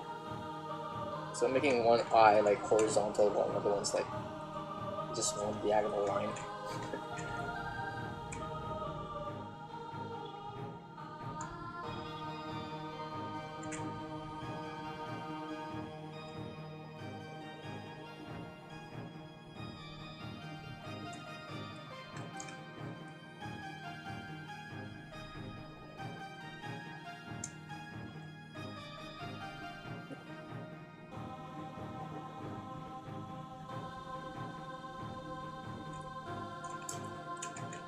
You know what, maybe once I end stream, I can maybe show you guys the progress of the song that I've been working on. It's pretty shit, I might, to be honest with you guys, but hey, if it's cringe, it might be good content for this sort of stream, you know?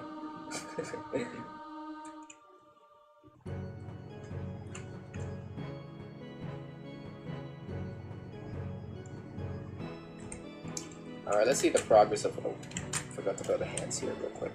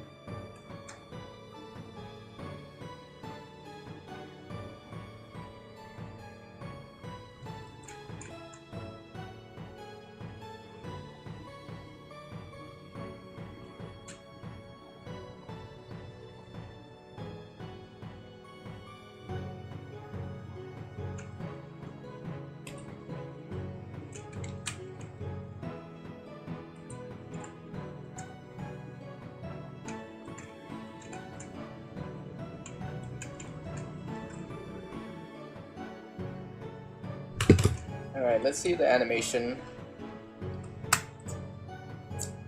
Some moves here. Okay, this is the first part. Then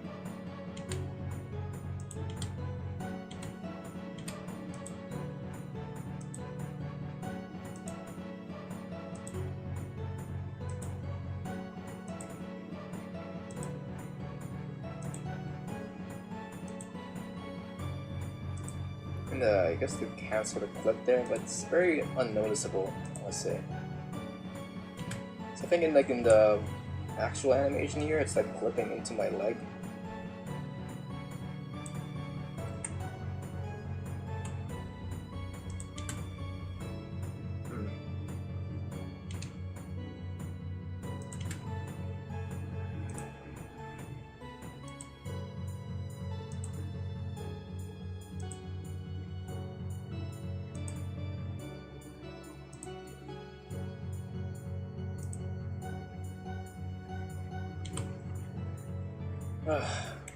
Okay.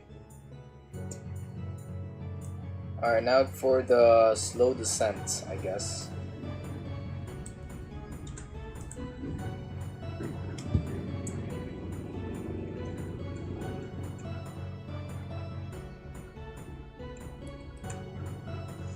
Let me just drink some water. Bro, why am I so thirsty right now?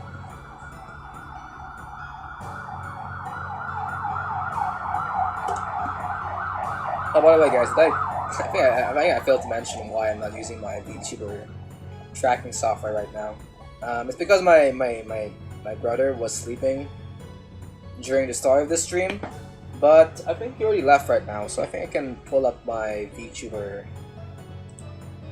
avatar here real quick. Let me see. Although I think since OBS is turned on, I don't know if that will work. But we'll try.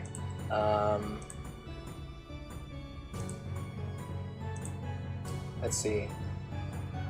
Puppet string? Let's pull up puppet string. Okay, let me just turn on the lights here.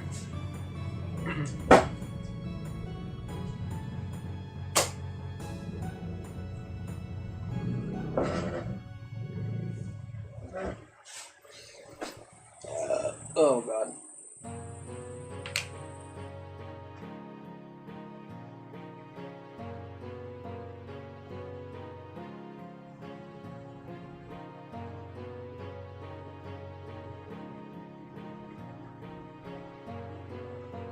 Okay, wait, why is... Okay, there.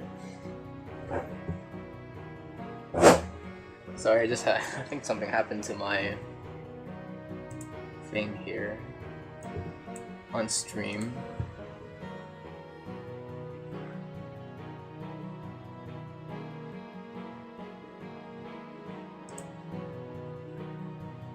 Okay.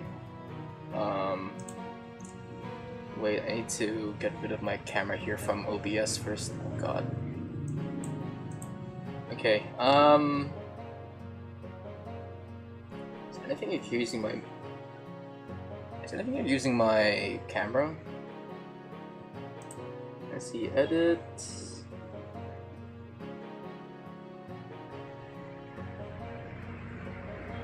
Settings.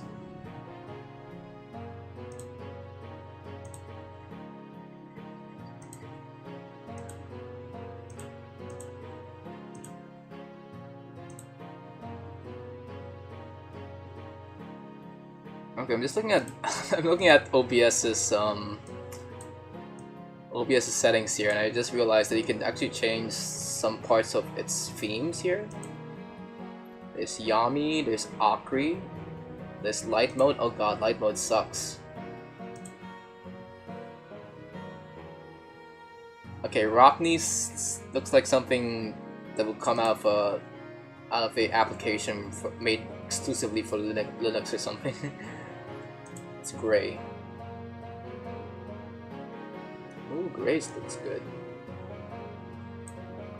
So what's classic?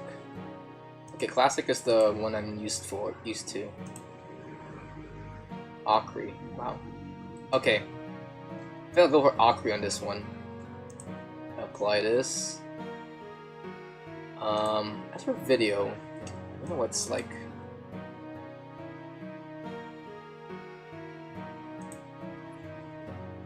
Where is Inochi? Inochi? No.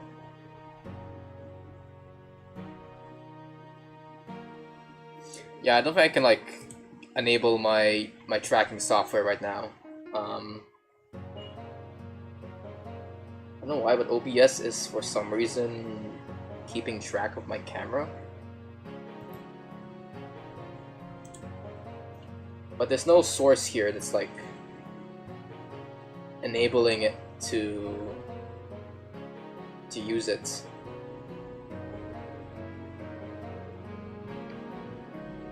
Oh well, I guess we're stuck. I'm stuck on this PNG version of myself. So I'll just close up Puppet String.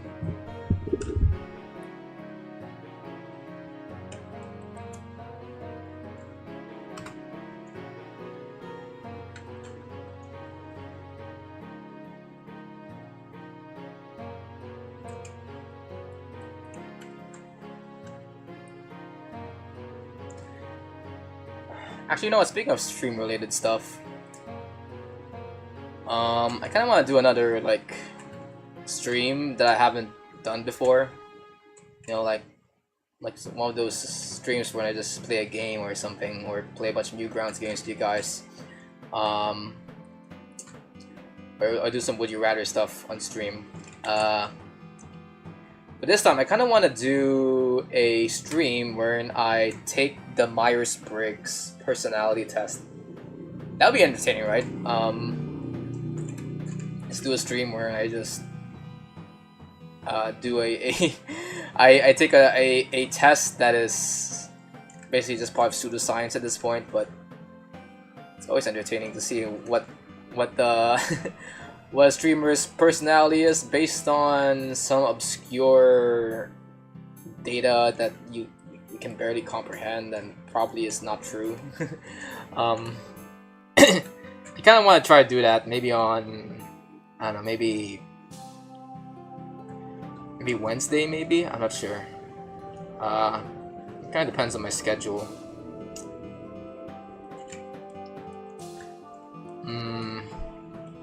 Because I don't have anything planned on Thursday as of now, unless I'm able to like get a good recording of my song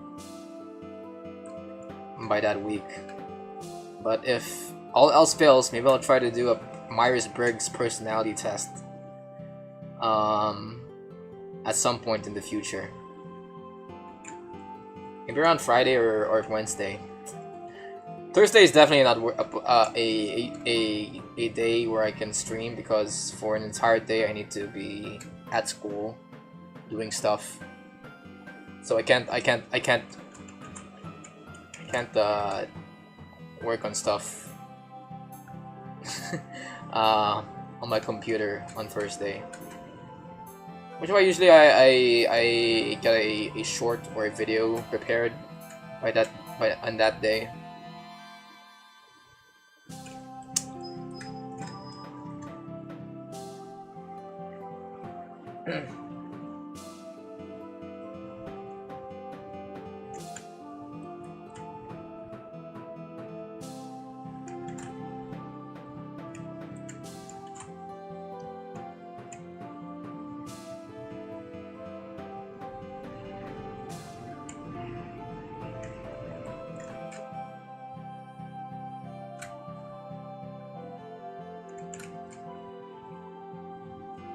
Yeah, we'll do a Myers-Briggs personality test at some point.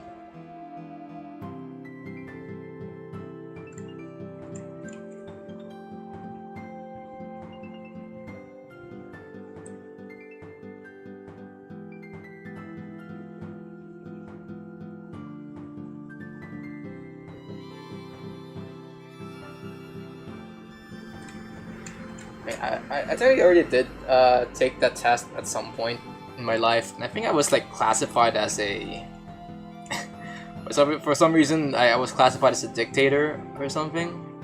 I already forgot the 4 letters in order to get the dictator class in the Myers-Briggs personality test, but it's like something like IN something. I already forgot. But just to clarify, guys, I don't really believe that the Myers-Briggs personality test is actually a real psychology test based on real-life science or anything. There's a lot of people have already proven that the test is pretty much fake, because every time you take the test, after like a few months or days after you do your first attempt, you usually like end up with a different personality type. Every time you take the test at like different intervals of your life. So yeah, the test is basically just pseudoscience. Is what I'm saying. But it doesn't stop that test from being a very fun thing to talk about with friends and families.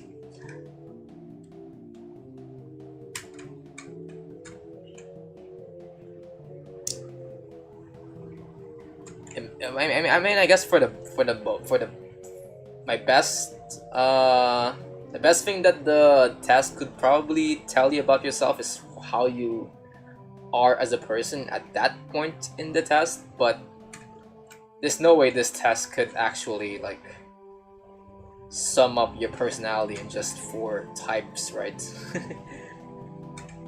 I feel like we are more complex creatures, you know. We're too complex to be categorized in under 4 different personality categories, I must say.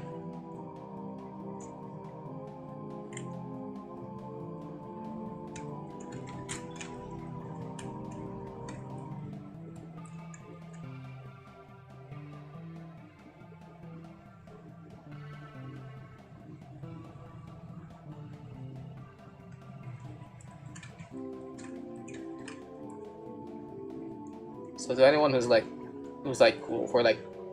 wanting to take that test at some point, if you're just doing it for fun, or if that's for some reason required by your work or your workplace, because I know there's some companies that require you to take that Myers-Briggs personality test. I mean, I won't fault on you for just enjoying it or taking the test, but if you actually do it just to find something about yourself, I don't really think that's like the test for you, you know.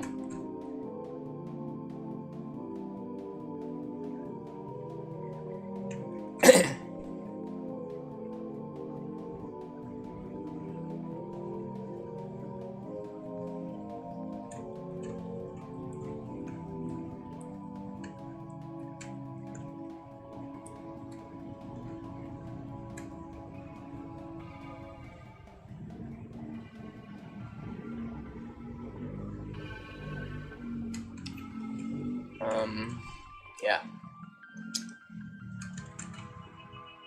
Anyway, more special streams to come in the future, I guess. I just want to do more games. I'm still thinking of trying to get another game played on this stream.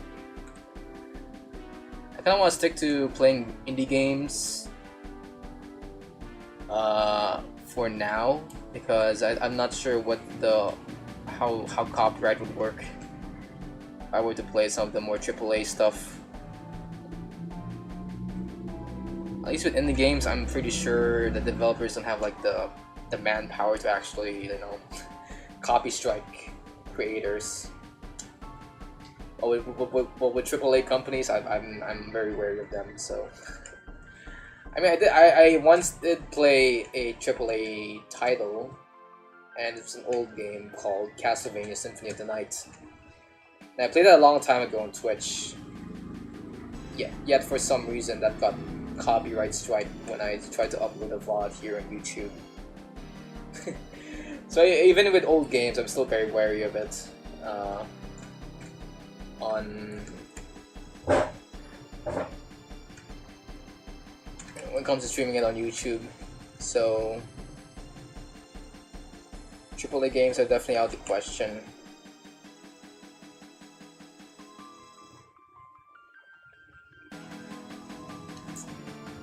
I don't think the only thing that's like preventing me from playing AAA games are its music. I think. Because I think the reason why my Castlevania Symphony of the Night stream was copyright claimed by YouTube was because it was playing the soundtrack of the game, but if I could just, I don't know, mute the audio, I think YouTube would just ignore it, I think. Yeah, maybe we'll do some AAA games if we could.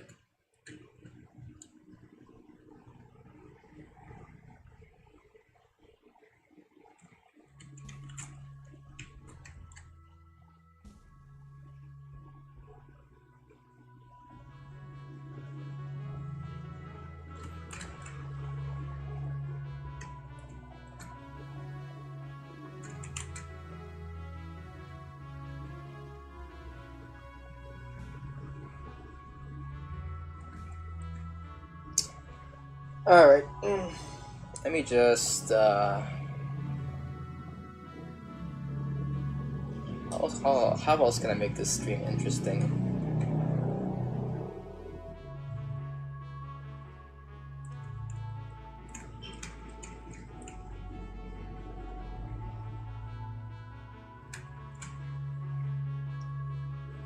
Usually I have Dewey here to interrupt the monotony of my stream, but I think she's like asleep right now. Dewey, by the way, just the reason why Dewey's not here is because he's so knocked up from our biking session we just did this morning. Because if you guys don't know, Dewey doesn't really work out a lot compared to me. So when we invited her to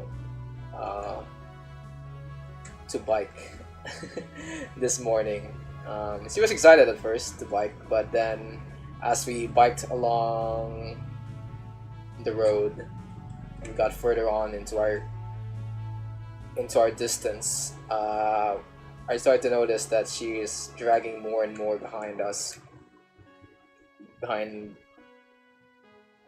the group we were.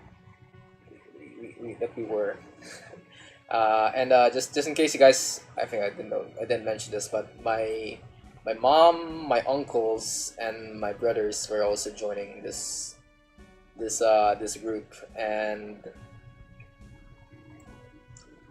she was also joining. Yet out of all of us there during our biking session, she was like pretty much at the very back of us. So Dewey is like so far behind us that we had to like wait every time we have to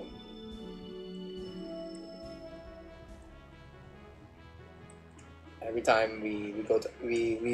get to a stoplight because we need to like wait for like Dewey to catch up to us.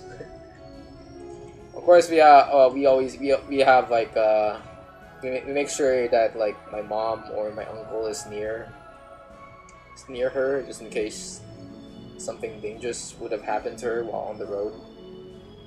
Because you know, like the car situation, the whole traffic situation here in the Philippines is pretty bad. So it's best to like travel in groups, because at least when you're with a group, a car would at least realize that, oh, there are a bunch of people here. You should go anywhere near them, or else you'd risk crashing a bunch of people. Unlike with an individual, it's like sometimes hard to spot an individual biker, especially during the early hours of the morning. So it's best to travel as a group when you're out there in the road. But as soon as we got back, I decided to like play a little bit of Planet vs Zombies 2, and Dewey was there to backseat me for a little bit. But then, as soon as I got later on in a level in adventure mode of that game, I looked behind me and I noticed that Dewey was freaking asleep, and I was like, oh my god. Dang, you really did like spent all of your energy on biking, huh? Dewey. And Dewey, up to now, I think he's still asleep. So yeah, I guess that's good for me because at least I don't get to have any interruptions from her during the stream.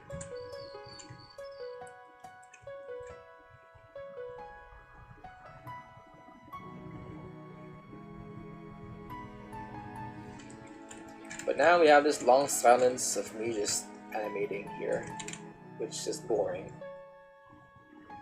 for you guys, so yep, let me just go animate this for a little bit.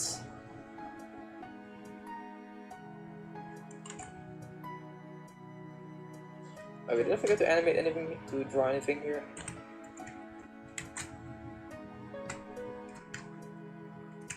Alright, let's analyze the frames one more time. Okay.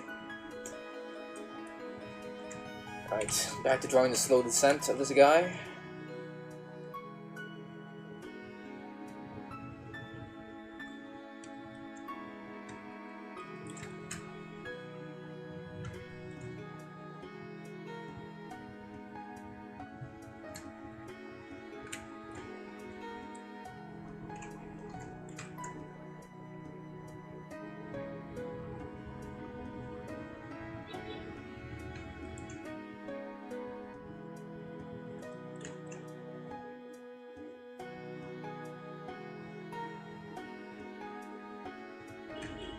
Okay.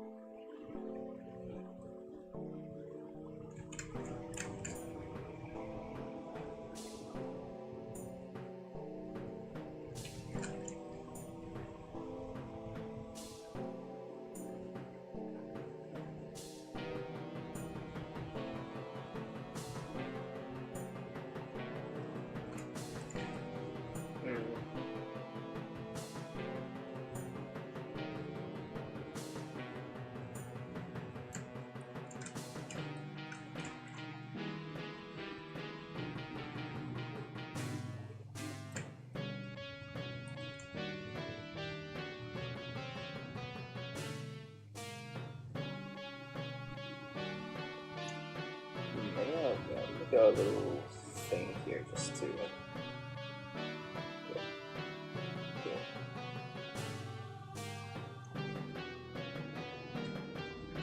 alright, here we go. Let's animate the legs this time.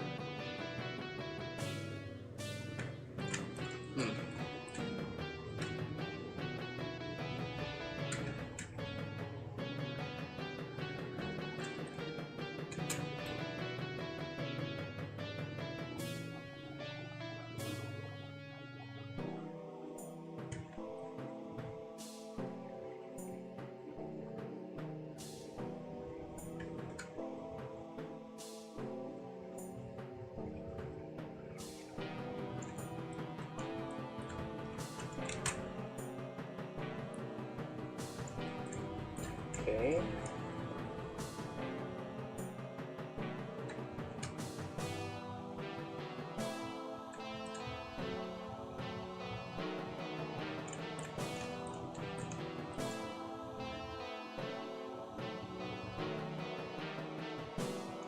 Let's get some bold, confident lines here. Oh god, okay.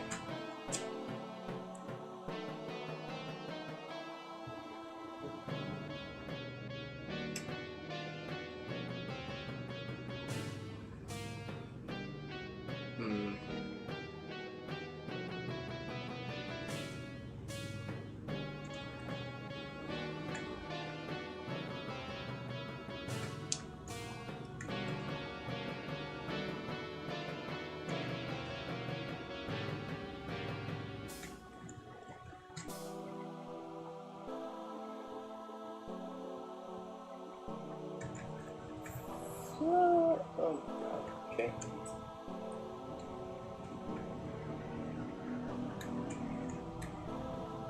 Let's make another line here.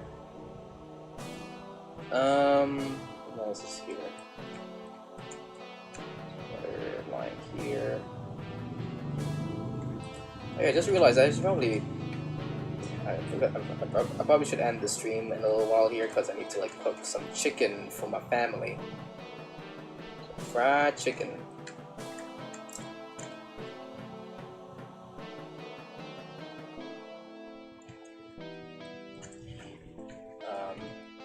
So yeah, I might end the stream in a while here. But speaking of chicken, you know, something that I've been a sort of food combination that has really grown on me this past couple of years. It is something that's like this is like a little craving that I have that sort of develop as I grow older and older in life. A food combination that I'm starting to kind of like is chicken spaghetti.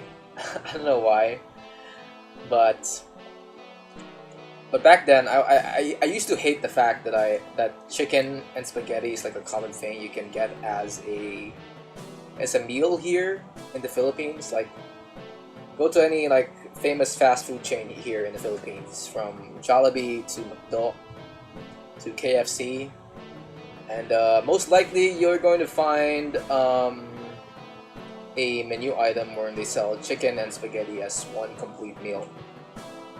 And I'm like that never really made sense to me, because to me I think chicken and spaghetti should never like mix together, because with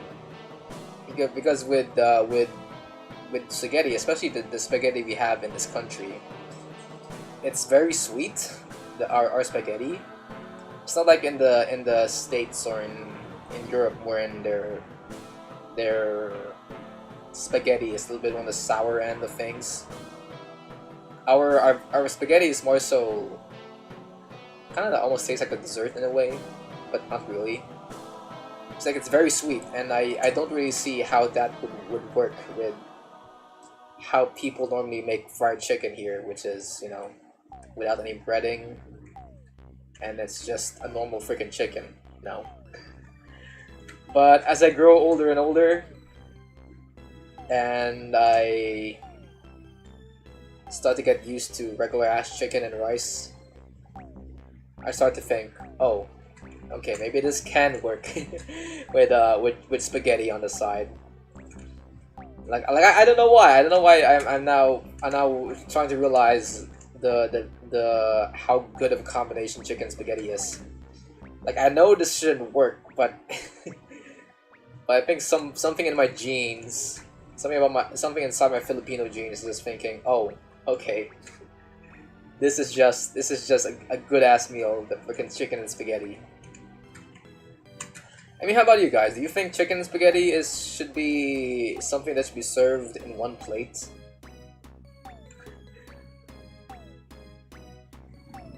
Because I always think that they're like two separate items that shouldn't like mix together well. But for some reason, it does now on my head. So yeah, chicken and spaghetti is pretty goated.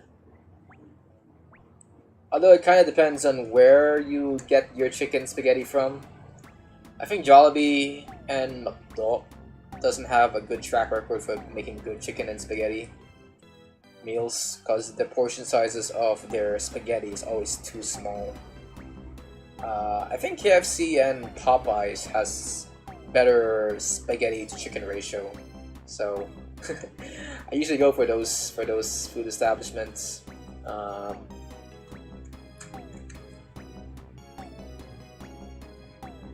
What else? Yeah, freaking chicken spaghetti is the goat combination now. A goat combination for me.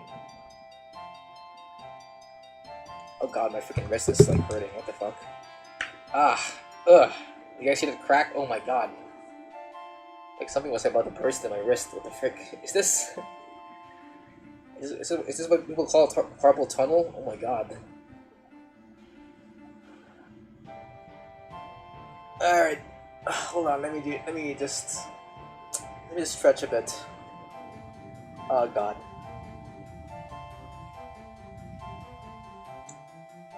Okay. Let me just flex my wrist a little bit here. Oh god. Ugh. Alright. How long have I been streaming? 2 hours 25. Okay, let me just finish this frame. Then we'll end the stream because I don't wanna like injure my wrist here any further. Let me make this. Let me make this.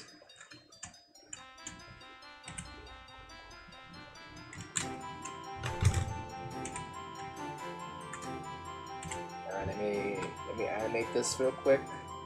Oh, let me just make one more line here. There we go.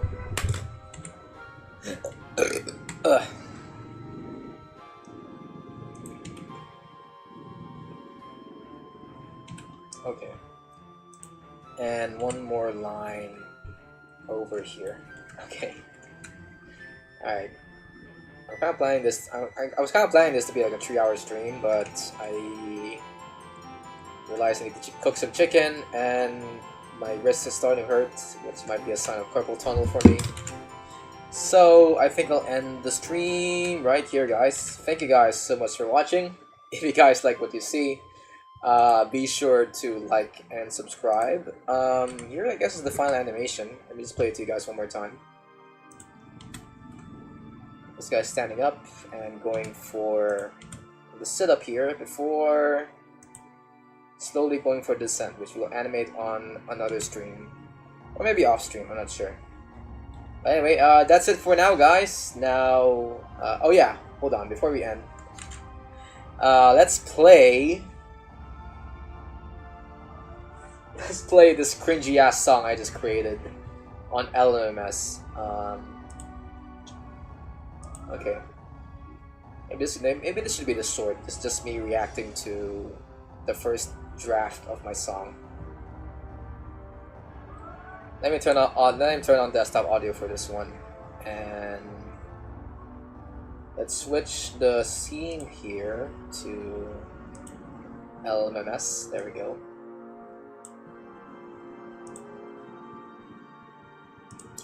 And let's play. They open up lyrical song project here.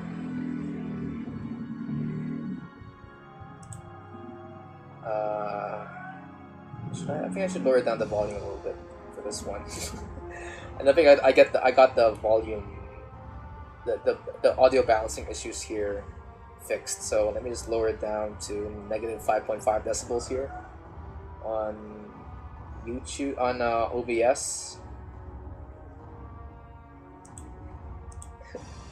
Okay.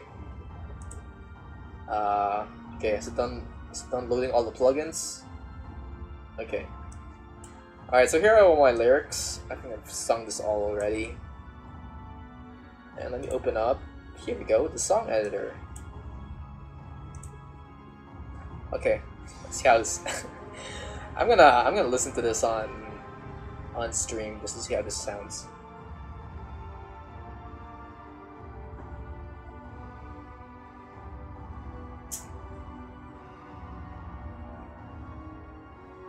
Now maybe it's a good thing that I'm not like recording my reaction to this, but because if my tracking software is alive right now, I think it would detect the cringe look on my face whenever I play this song. Alright, but here we go, guys. Here's the song, I guess. Let me see if this loops. Okay.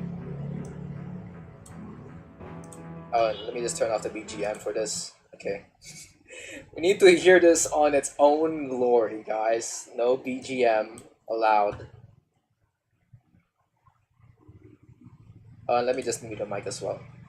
Okay. Alright. Okay, from here on, it's just gonna be the song and nothing else, okay? Warning, cringe-inducing sounds ahead, so here we go.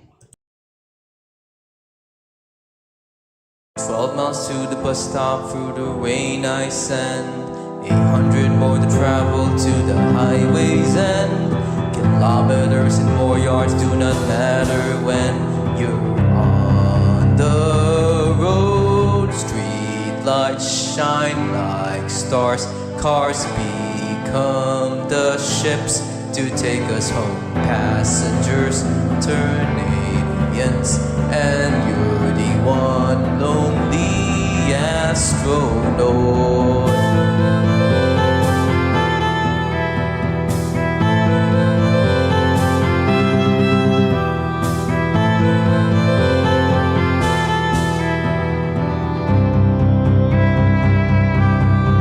Imagining your home inside the station of a train Minutes become hours when you're off the earth The gravity of problems can't be solved up on the track Constellations go against you every turn Like comets We just stomach And we just progress Street lights shine like stars Cars become the ships to take us home Passengers turn aliens And you're the one lonely astronaut Falling down atmosphere Oxygen breathe at last Falling down atmosphere Oxygen breathe at last Falling down atmosphere Oxygen breathe at last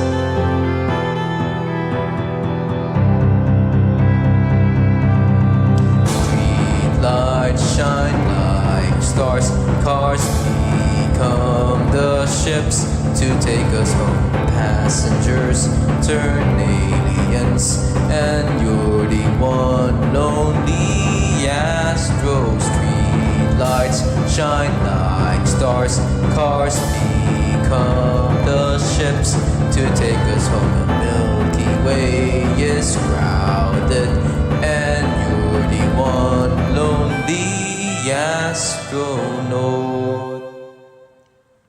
12 miles to the bus stop through the rain I send 800 more to travel to the highway's end Kilometers and more yards do not matter when you're on the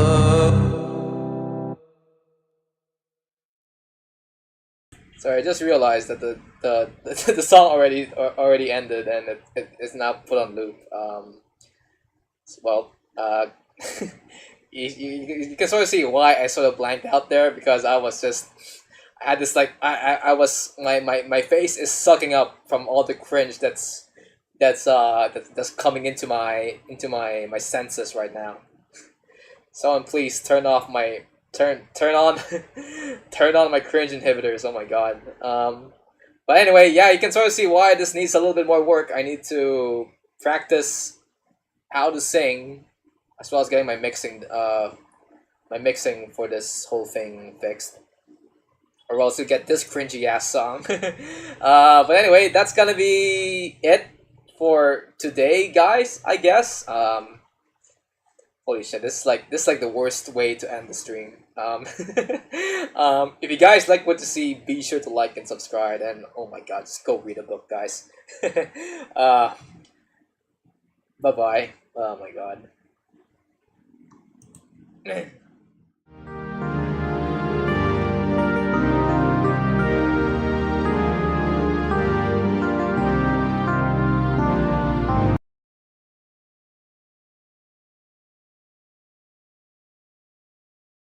12 miles to the bus stop through the rain I send 800 more to travel to the highway's end Kilometers and more yards do not matter when you're on the road Street lights shine like stars Cars become the ships to take us home. Passengers turn aliens, and you're the one lonely astronaut.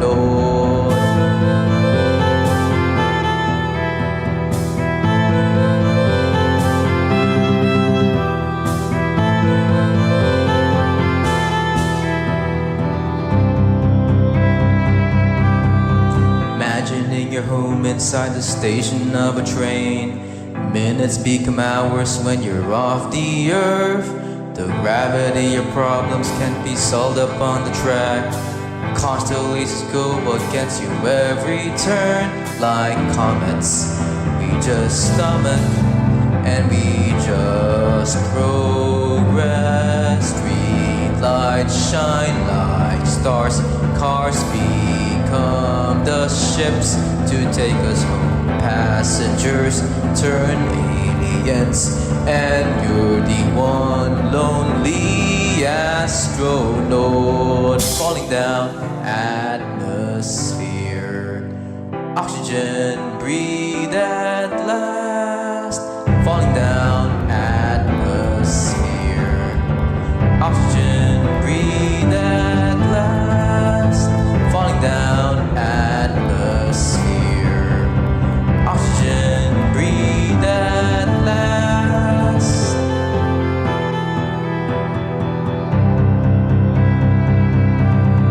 Street lights shine like stars. Cars become the ships to take us home. Passengers turn aliens, and you're the one lonely astro. Street lights shine like stars. Cars become the ships to take us home. The Milky Way is crowded, and you're the one lonely astronaut.